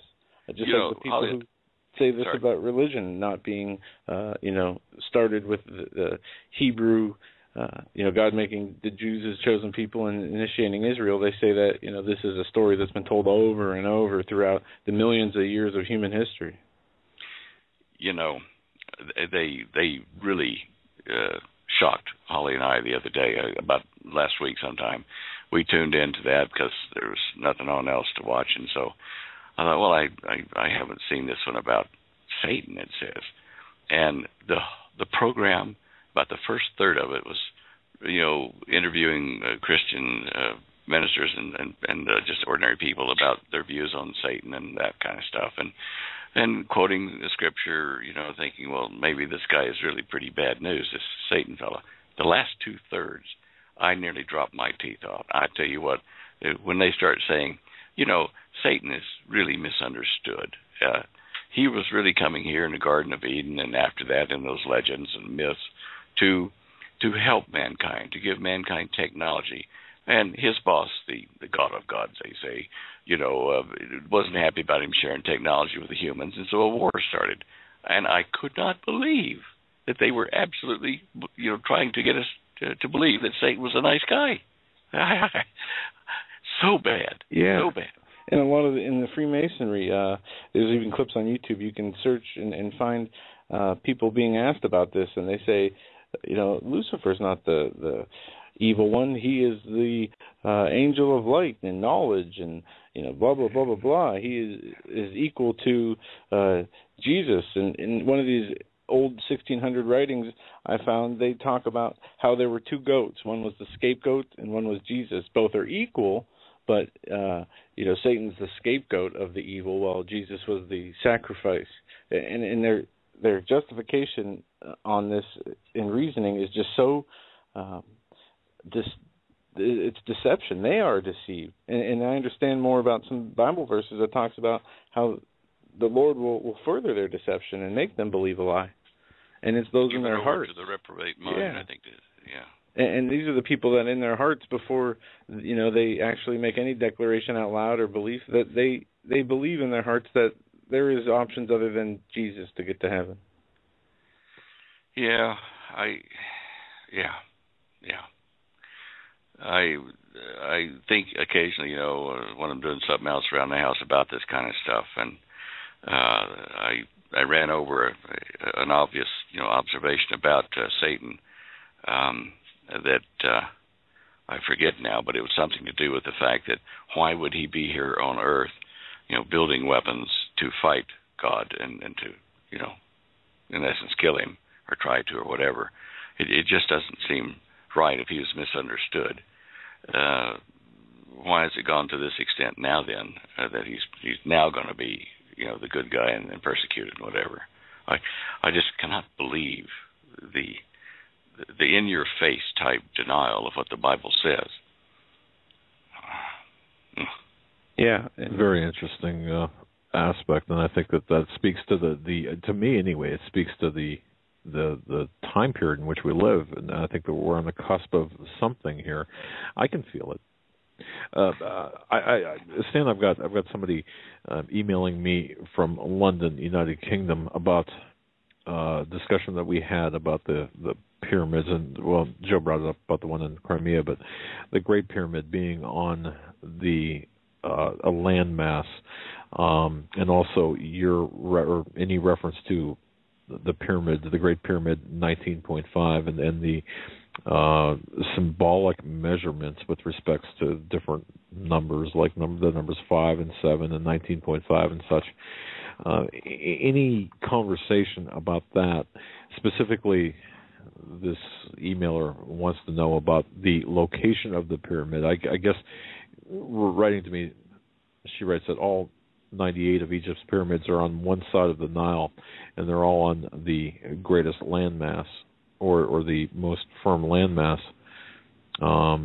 Any comments on that, as well as the numerology? Well, all right, let's say that, the Sphinx was it predated the Great Pyramid as well, as far as construction date, and it had a lot of water damage on the surface of it, which indicate probably pre-flood.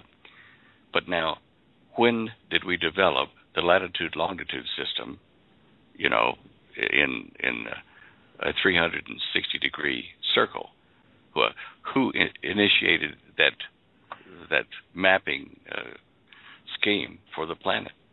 I mean, when they were scratching around the dirt in Europe and, finally learned to build ships and to get out in the ocean and stuff, who came along and said, hey, let's divide the planet up into 360 degrees around, and we'll make latitude every 10 degrees, like this, and stuff in between it.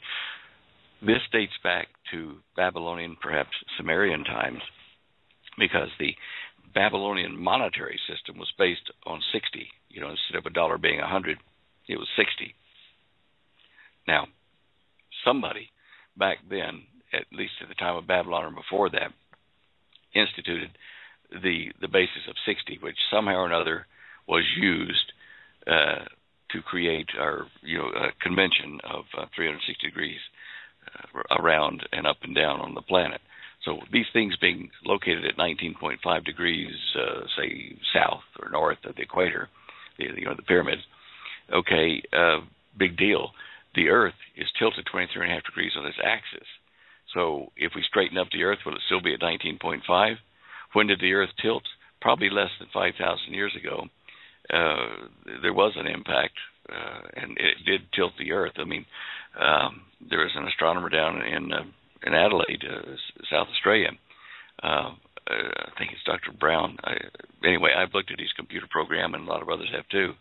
And he backtracked the spin and deflection of the Earth 23.5 degrees from a pretty much vertical position to see, with the energy and the spin rate, how far back it would be. And it was just probably pre-flood that we lost our vertical axis.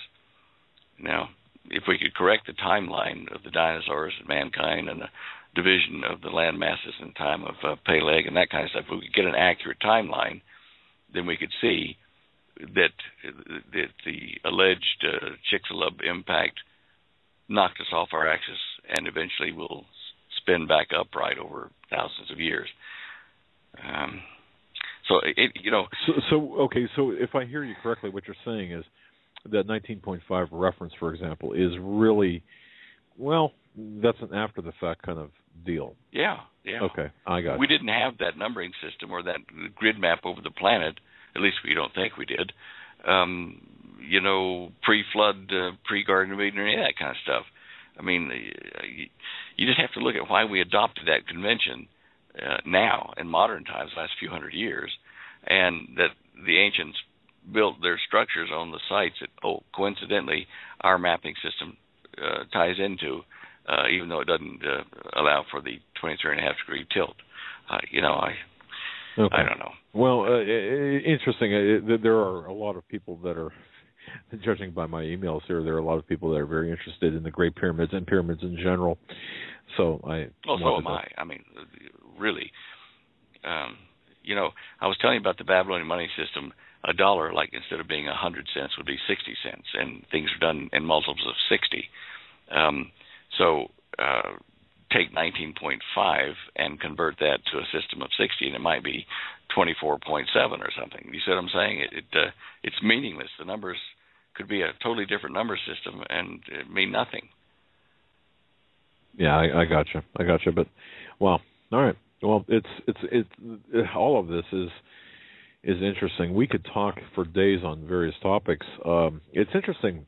I find it interesting. You came on board here. We were talking about the real thrust of the sentiment of the nation, and I think that's a good place to kind of close up with.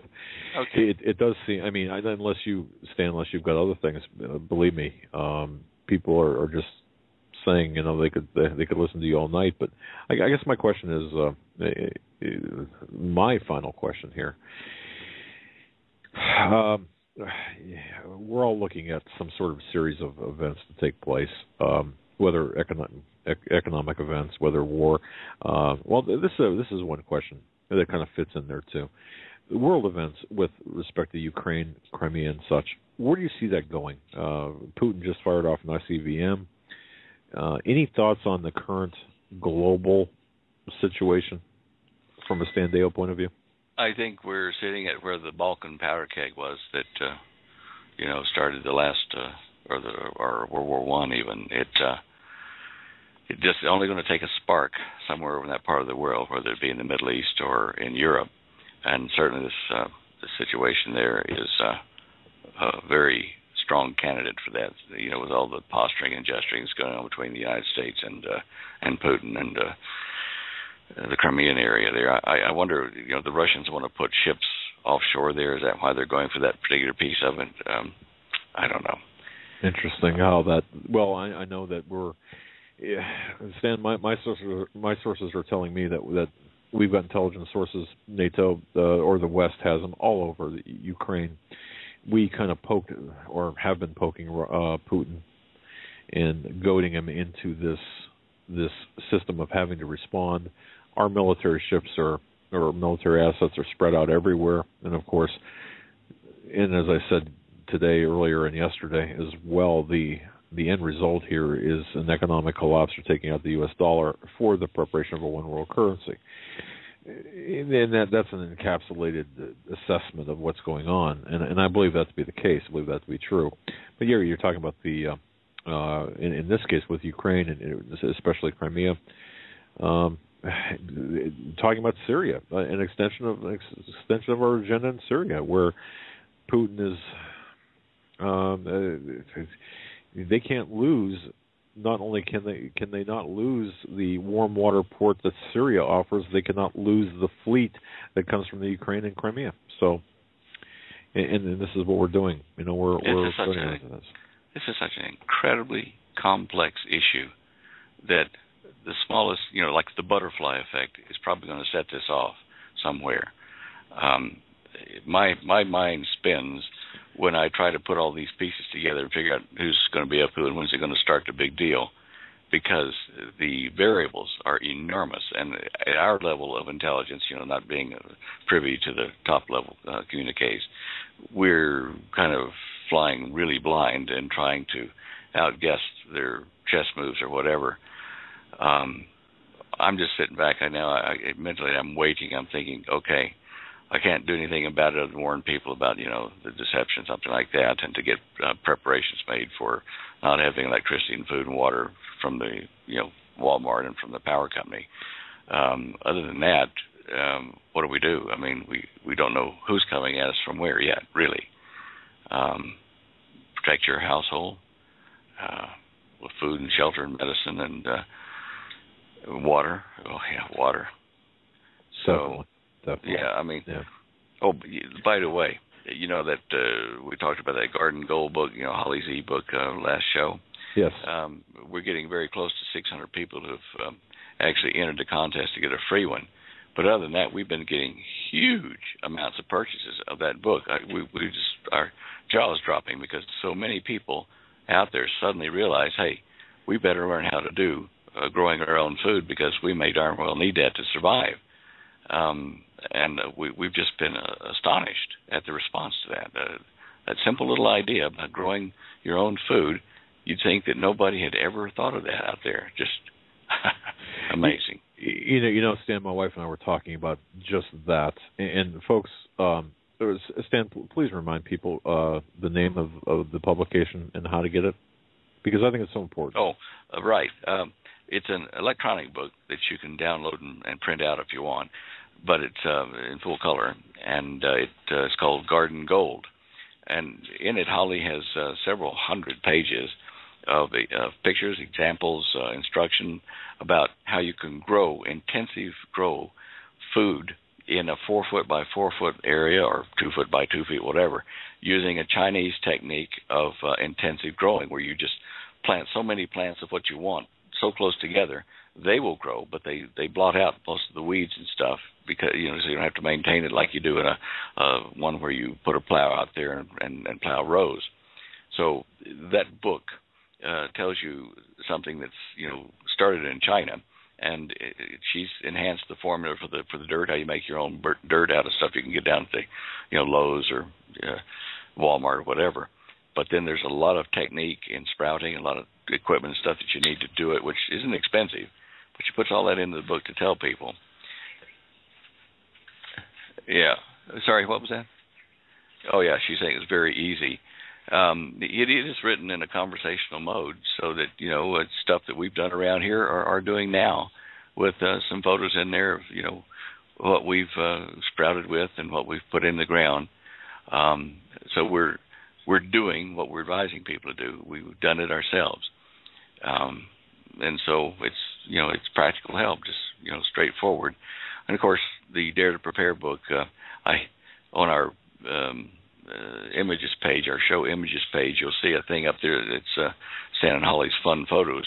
You'll see the first picture. When you click on that, it will be a picture of Holly, the day that we received the first copy of the first edition of her book, Dare to Prepare, back in 1998.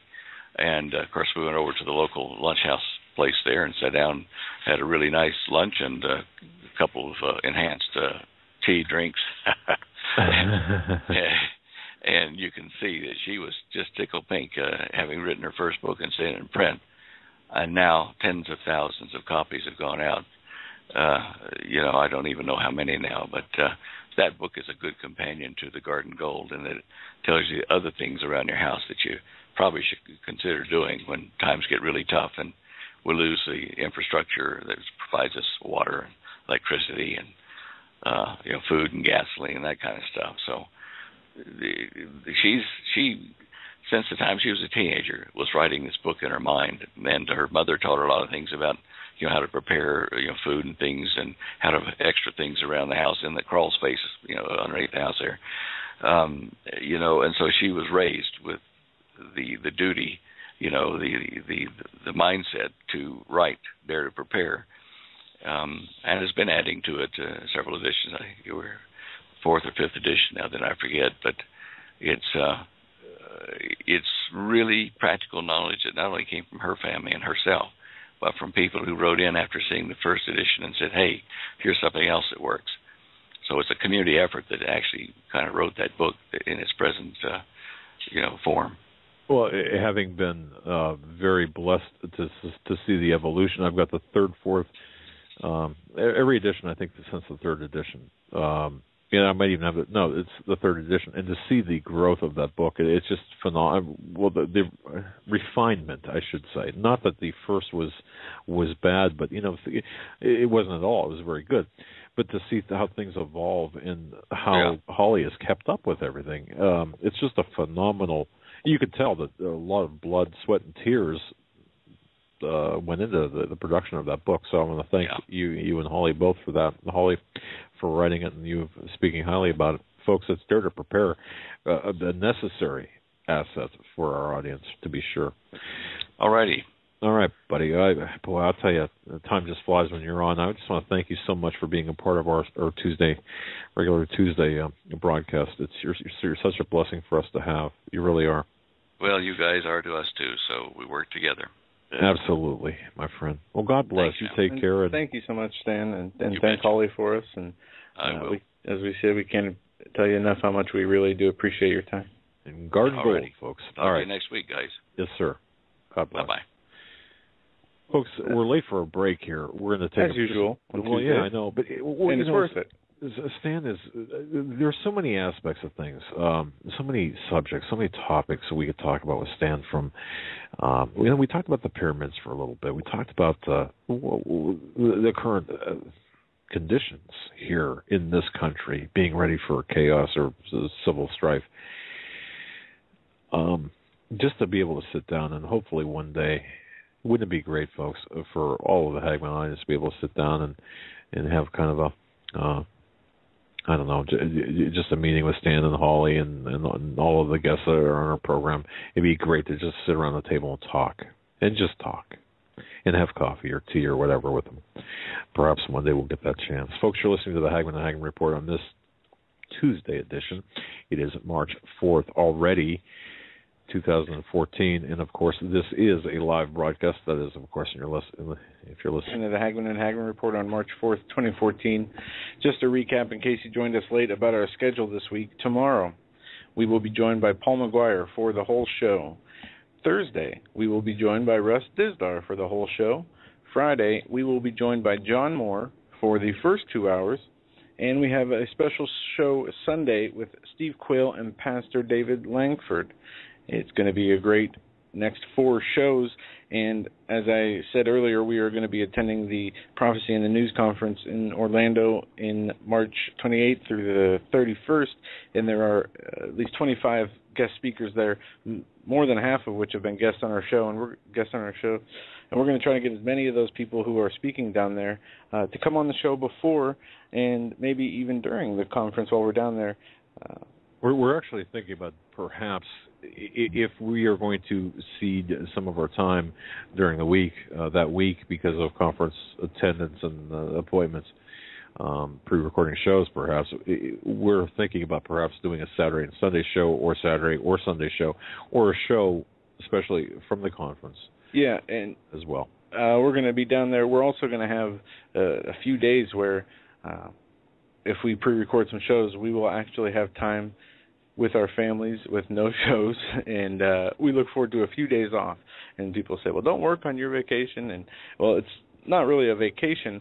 It's we're going to get a small getaway, and then me and my dad will be attending the conference, which will be more a vacation than we ever usually get. So I'm looking forward to the conference.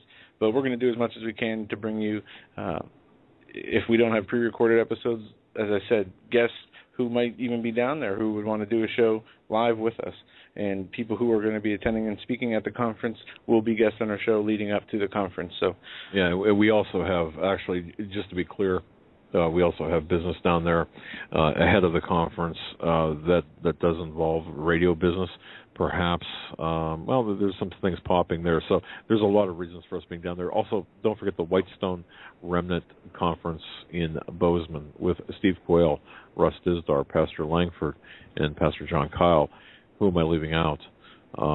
Pastor Langford, Steve Quayle, Greg Evenson. Thank you. My goodness. Folks, if you haven't registered. Russ Dizdar, right. If you haven't registered for that, do so. When is that? That's May, the end of May, beginning of June. Okay. What is that, May 29th, 30th, 31st? Or yeah, Friday's the 30th, 31st Saturday. Right. It's right here on my... Okay. I guess I could look at the website for this, couldn't I? Actually, the Whitestone Remnant Conference is May 30th, 31st, and June 1st, 2014 in Bozeman.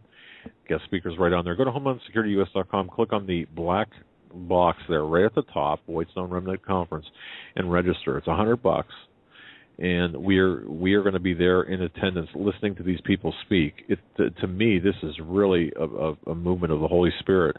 To me, anyway, and I'm going to be taking notes, and of course, just to see Steve Quayle in action. And folks, this is the first time he's speaking at a conference setting since, well, for 20 years. So yeah, I'm excited to meet so many of these people that we have had as guests who I've read their books even before we've had shows and looked up to for a long time as people who are dedicated to the Lord and helping people understand the times that we live in and what needs to be done. Absolutely. So please do what you can. You know, Bozeman, as I understand it, is kind of a very small community or small town. So there are things that have to be done in advance, more so than if it was in Chicago or Dallas. So be sure to get your reservations in and make your plans accordingly. I really think this will be just a phenomenal event as well. Enough of that. But this is important, though. You know, people say, well, you know, it seems like you're either selling books or conferences or whatever. Well, we don't get out there that much, and we're attending this conference, not benefiting from it other than the getting to interact and meet the people that will be down there. So it's just such a good time. You know, we went to a conference in Canton with Russ Dizdar just to observe, and it was fantastic, and all the people were great. We had a lot of people that came up and talked to us and shook our hands, and I remember that. And you can't buy memories like that. I mean, to have like-minded people who are dedicated to the same things as you are, who are searching for the truth, who are promoting only the truth without agenda. It doesn't get much better than that. Well, you know what? Let me just say this, because I think this says a lot about our listeners. When my wife and I were talking earlier today about the conference in Florida, and we were trying to get some meetings that week in it, talking about, well, you know, we've got this meeting on this day and such. We were going through that, and she said, well, remember, you know, the conference in Ohio with Russ Dizdar? And I said, yeah, of course. You know, we were talking. She said, you know, I've got to say something. And she said, your listeners, our listeners, are the nicest people in the world. I mean, she was blown away by the people who took the time just to say hello, or just to shake her hands, or just to say, hey, keep going, or it's, you know, good to meet you. And I don't know. Look, we're all in this together, and we have to stick together. And I think that the cohesion that these events bring, if you're near and you can get to this, and it's not a financial hardship, to me, it is so important, because when we run out of time, and there will be a time when there won't be conferences anymore, when there won't be this, we won't have this ability. I'm not talking next week, next month, or perhaps not even this year, but there's going to be a time when we're not going to be able to meet face-to-face under the conditions that are being offered right now. So to me, we should take advantage of it. Even if you, like, we are planning our vacation. We haven't, actually, my wife and I have not taken a vacation aside from our anniversary last year, 2 days. Well, you know, Cole, what we used to do is private investigations and New York City vacation. All those weeks of sitting in traffic and dirty streets. And anyway. Exactly. No, we have not actually. My wife and I have not actually taken a vacation. I'm going to say since 2000. Maybe 2000. It's been a long time, and aside from my 4 or 5 day honeymoon, I don't think it's been since the third grade that I've taken an actual vacation. Well, it's amazing. Anyway, let's move on. It seems like, you know what? It seems like a kind of a casual Tuesday, if you will. Sometimes we just need to just talk about. We covered a lot in the first hour. Yeah, we did. And we got a few things we're going to hit here and take calls. We already have quite a few people on hold and only about 28 minutes left of the show. So 661-244-9839. We're going to try and get to as many phone calls as we can. Just a few quick headlines. Labor force participation in 2013 is the lowest in 35 years. That from a Bureau of Labor Statistics data release, that the precipitation rate hit a 35-year low of 63.2% in the U.S. in 2013. The last time it was this low was in 1978, and when it was also 63.2% under Jimmy Carter. And this is important because we know how they calculate the unemployment numbers and how they manipulate them, and the way that people who are not applying or haven't applied, who are not on unemployment, who maybe still are looking for work or gave up looking for work, they don't count as unemployed. And so much garbage and manipulation goes into these. But, we're seeing these, and I heard today all these casinos are selling parts in different casinos. They're parts of their, say they have an empire of 20 casinos, they're selling 4 or 5. And I learned that, some of these casinos have debt in the tens to 20 billions of dollars. And thinking, why would casinos sell casinos to other vendors or buyers if they're such, money-making things? Well, apparently, it doesn't matter how much money you have. If you don't use it properly, if you do not budget it properly, you'll be in debt. So anybody who's ever jealous or envious, I wish I owned a casino. Well, do you want that $25 billion of debt that goes with it? And it's not just, certain people or companies. It seems to be the whole casino and gambling industry it goes to show the recession and lack of recovery in our economy. Well, somewhat related, but not exactly, is we have a casino here in our hometown, and I do know a member of the security in the casino. And we were just talking about different things, of course. And obviously, folks, you look at casinos, the way they're built, the fixtures, what they have. No windows, no clocks. Well, yeah, but they didn't get they don't have all of this upscale stuff because people are winning. So people lose their money, and to me, I could never. I don't know. I cannot rationalize gambling in that environment. No, you can't. Oh my goodness, it just drives me insane. It's kind of like playing the lottery. I just don't get people who anyway. We used to travel. We'd come across different Indian reservations they used to have cheaper gas, and there's a lot in New York, and some of them had casinos. And my dad took me to a few. I remember once when I turned 21, and if you went to spend $20, he'd act like somebody punched him in the stomach and took his wallet. Right. And because look. Well, folks, we don't have to get into that, but what really struck me when I was talking to the gentleman at the security office at our local casino is the fact that there seems to be more people. More people are coming in, and they're spending more money. Now, how is that? Well, you know what is interesting? When you started talking, it reminded me of in the newspaper, they post every week how much the casino intakes as a whole, how much it gives back to the players, and what the profit is. I've noticed since the opening, however many years ago, to today, it only takes in about half the money that it did when it opened, the first year it opened. But how is that? How does that comport with the figure that people are spending more?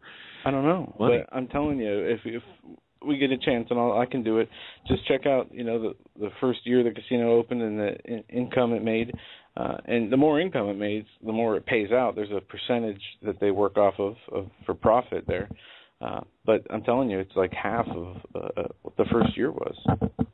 And somebody just reminded me here, just invest in Wall Street, and you'll be fine. Well, yeah, the Dow went up almost 300 points today, so why not? It's almost at an all-time high.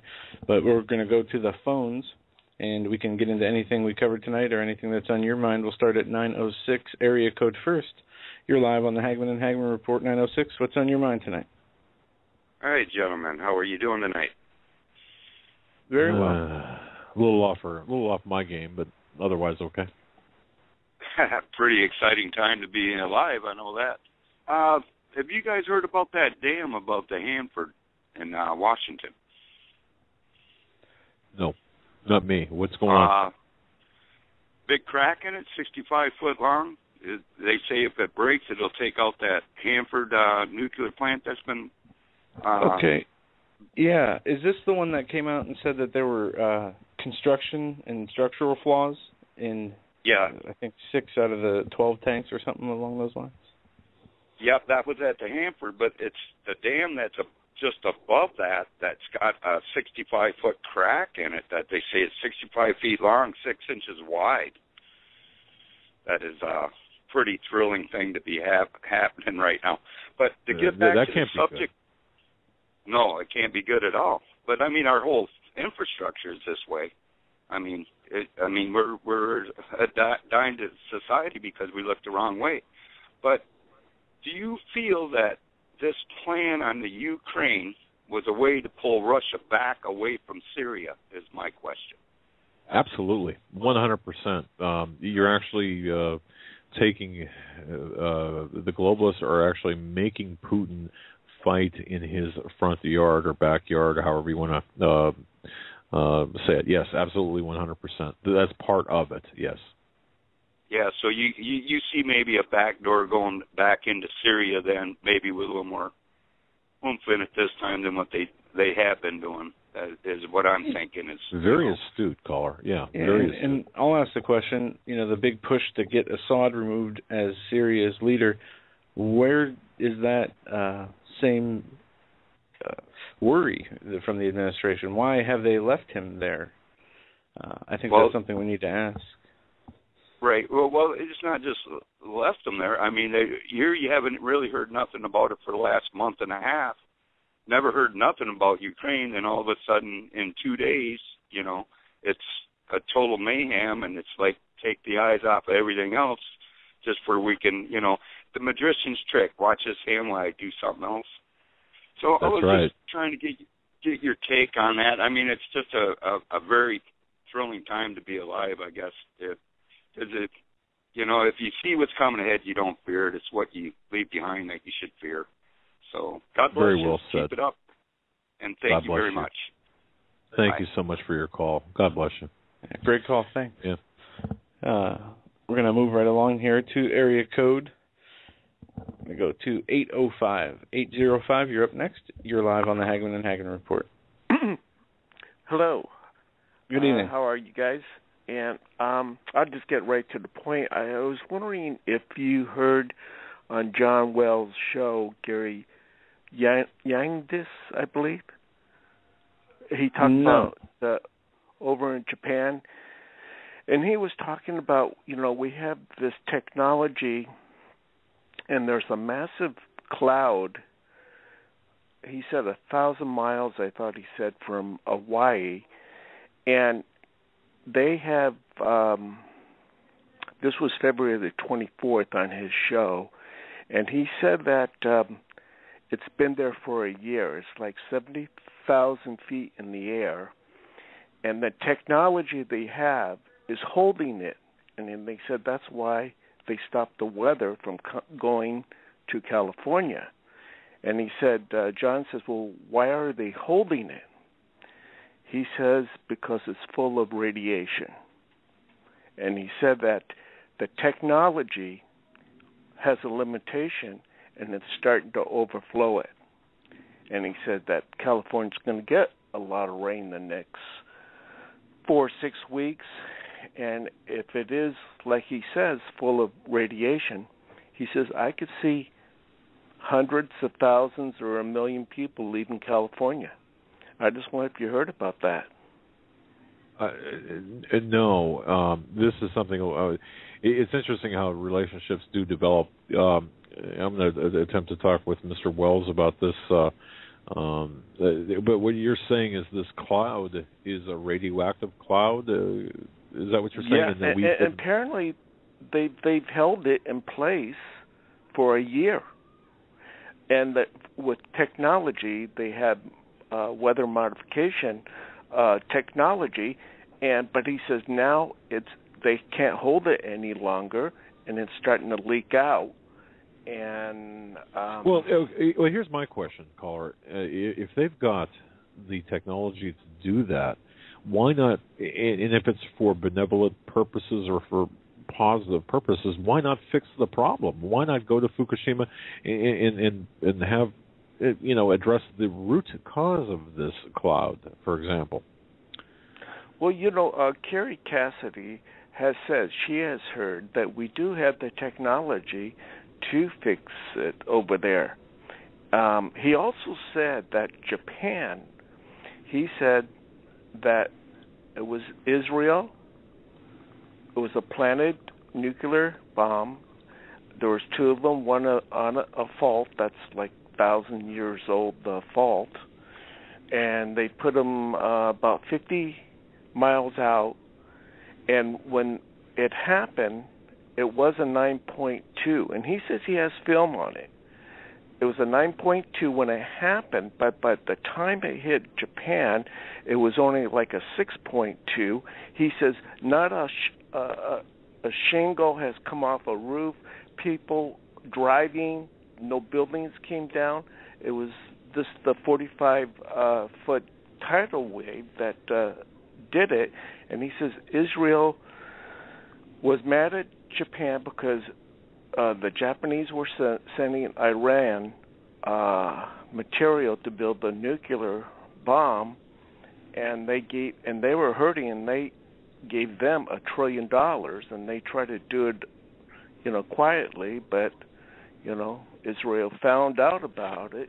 Well, and there's a lot of speculation about the causes, but I guess with respect to this cloud, let's come back to this cloud just momentarily here before we cut you loose.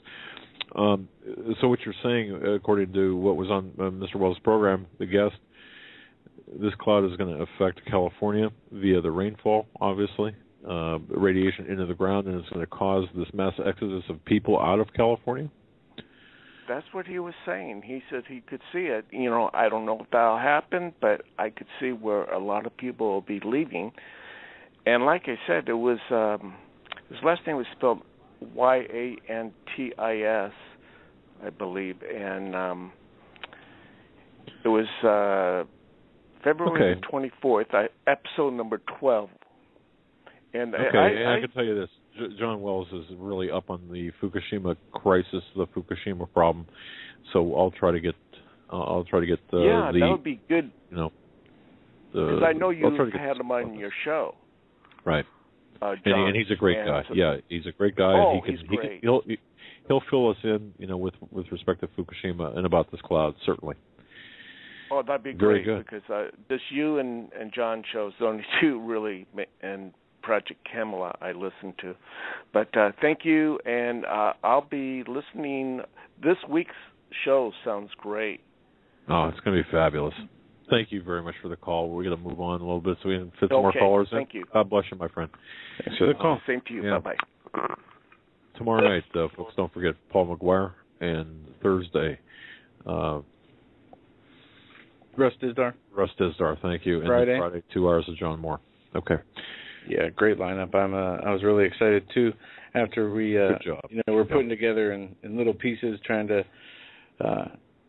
get everybody's schedule in order and not double book as we sometimes do because we don't communicate properly at all times. We're going to have Dr. Robin Falkov on as well as Richard Hoagland. Yeah, we got guests that have not been on before that we are attempting to get on. A lot of listener requests. Right, and it's a lot working on scheduling issues, really scheduling problems, because now we're getting back, or actually we're scheduling into, if you can believe this, May. So, all right. Moving on here to other phone calls. Let's see. We're going to go to area code 360. You're up next. You're live on the Hagmann and Hagmann Report. Doug and Joe. Yes. Doug and Joe. Yes, sir. Speaking. I just wanted to cover a couple of things real quick. This is Rick in Dakota up here in the Northwest, up in Washington State. Hey, there was a caller that called in when Ted Brower was on, and I really did enjoy that show with Ted Brower, if I'm saying that right, Brower probably. And he was talking about this whole thing with the third eye getting opened up, and I just wanted to speak to that. In Greek legend, Prometheus stole fire from the gods and gave it to men. And it's called Fire in the Minds of Men, or the Illuminated Ones. That's where the Illuminati come from. We do not want to have our third eye opened up. That's forbidden knowledge. You could look into Bill Schniblin, and he was everything that you could be evil. And thank God a little old lady at a bank, when he was cashing his or sending his tithe to the Church of Satan, she would pray for him, and that prayer from that little lady brought him out of captivity. So amen on that. A couple things I want to cover here real quick is that I would love to see you get the investigator that is being threatened right now for, he's an ex-state trooper, that his job is to keep schools safe, and they've as much as threatened him for his questions regarding Sandy Hook.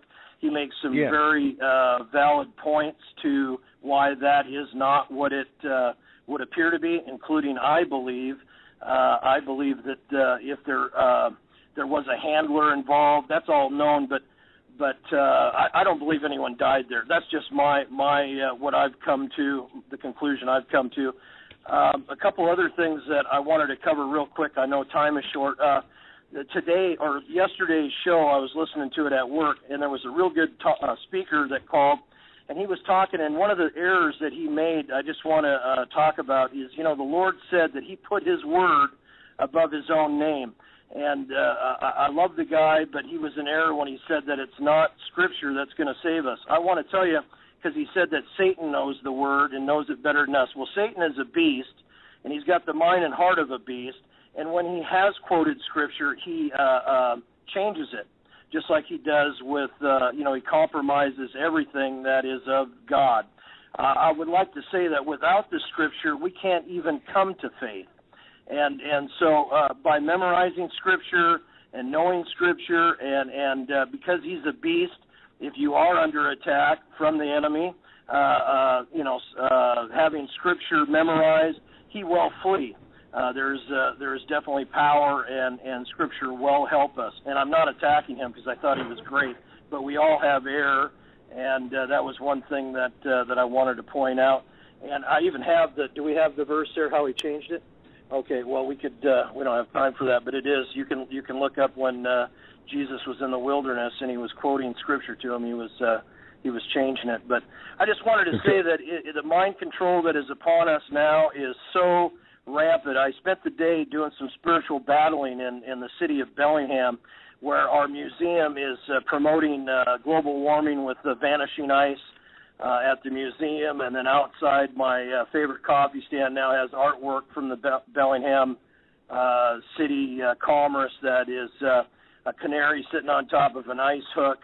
And in our police station, we have twisted metal that would, for those that are under mind control, would look like metal that came from 9/11, and it's twisted, and it says donated by a anonymous source.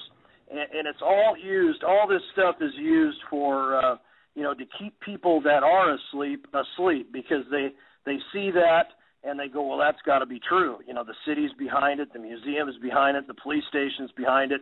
And I really do believe that Scripture and prayer and, Psalms 3, that song that we found on YouTube, He is a shield. I'll tell you what, there are... That is, and being prepared. Obviously, we love learning. That lady called the other night, and she was just pointing out deals at some of these stores where flour could be bought cheap and stuff like that. I love that, and being prepared. But spiritually, and having Him as our shield, and that is our faith, and that comes from the Word of God. I'll even say that when you talk about compromise. You know me, I've called in before that I believe anything outside the King James Bible is just a lie. And even that New King James, it's got the tri-skull on it, and that's showing the DNA with the fallen ones and the manipulation there, and of course they like putting that in our face. But anyways, I love you guys, and we're going to try to go to Montana and rub elbows with you guys, and how exciting that will be. And we're doing everything we can to promote that show. Any way we could get people that are like-minded down there to kind of support Steve Quayle and the likes of the other speakers. Also, Greg Everson, we sure enjoy him. And again, another plug for Stan Deo. That guy is just, I'm slow to align myself with anyone. I don't want to be a follower of man, but I'll tell you what, he has really grown on me. It's such a treat on Tuesdays to have Stan Deo He calms me, and he's just got a really awesome perspective. We love you guys, and we are praying for you. And I just thanks for letting me get my 2 cents in. And we got kicked out of our church. The meow men and the poultry droppings that were taking place there, they kicked us out because we don't believe in the pre-trib. It's not in the Bible. And we had to go because we would upset the apple cart there. And so we're seeing it. You know, Pastor Langford, he hits the nail on the head when he says that, you know, we're all going to come under attack. You can see this. You guys have connected the dots to where this all ends up getting blamed on the Christians. And I got a call from a gal that was going to college here, and she was talking how if you heard what the instructor was saying in that class, moving against our First and Second Amendment and also promoting homosexual or the gay agenda right there in the classroom, it blew my mind what he was talking about. And so we need to attack these things with the Word of God and have the faith that praying that Word over those situations will change things, and it does. And maybe Bill Schniblin would be a good one to get on. I mean, the guy, he was a vampire. He was in the Mormon Church, the Catholic Church. He'll tell you all about having your third eye opened up, but praise the Lord, he came out of that. He's been on the Prophecy Club, which, is good. That'd be somebody that would really be able to. He woke us up on a lot I've got his things, books, different holidays. Compliments of Marianne. I've got all of his books. I think all of them that he's written. Okay, now is he still on the speaking? Does he still do public speaking engagements? I was. I don't know the answer to that. Yeah, that would be amazing. He'd be an amazing guest. Very interesting. Yeah, he was on the dark side to such an extent that he was actually lusting after the blood to the point of incredible story. And it reminds me of the people who watch these vampire movies or vampire series today. I mean, man. Yeah. Oh my gosh, he actually lost a dark-sided friend, and he had to go upstairs and tell the wife, "Well, your husband will never be back." He reached inside the circle. I don't understand. I don't want to know, but he broke the rules of what they were playing, and he disappeared right there into the floor. And so anyone that doesn't think that that this stuff is real, and I believe that's why Obama right now is untouchable, because you can't tell me that one person, congressman or woman, couldn't stand up and start impeachment proceedings, but he has got, because of the bloodshed, power as well. And so we need to pray for that man. I don't hate that man, but I do pray for him. I pray that not necessarily that it's not that I think that he's going to be born again or anything, but that the things that he's doing will backfire. Well, yeah, and they won't come to Hillary fruition Clinton too. Look, we've got Hillary, a lot of rituals going on. Mr. Hillary Clinton. Exactly. We have so many occult rituals taking place in Washington, D.C., if people knew the truth. And Russ Dizdar, I hopefully will speak to that on Thursday. Speaking privately to Russ Dizdar, I got to tell you, you talk about a real-life investigator of satanic ritual abuse and satanic ritual crimes. Stuff like this, it makes the hair in the back of my neck stand up, and I've seen some pretty ugly things. I got to tell you, what Russ Dizdar is into is something totally well beyond anything most men have ever seen before. So hopefully we can get him to talk on that. Caller, God bless you. And one more thing for Joe is listen to the song Psalms 3 on YouTube. And which one do we like? I can't think of. Paul Bagley even sings it good. But singing Scripture is powerful when you're under attack. And I know for the truth you guys are enveloping and spreading that this attack, these things are real. Learn that song because it'll come to you and you can sing it. And I'm just saying this as a friend. It'll help you. So, anyways, God bless you guys. We love you. Appreciate it. And we love you, too. Thanks for spreading the word about the conference, and hopefully we get together and sit down and have a talk or a cup of coffee while we're there. I'm taking you up on that coffee. All right. Bye. All right. Thank you. We got about less than 2 minutes of our show left. I got to tell you something.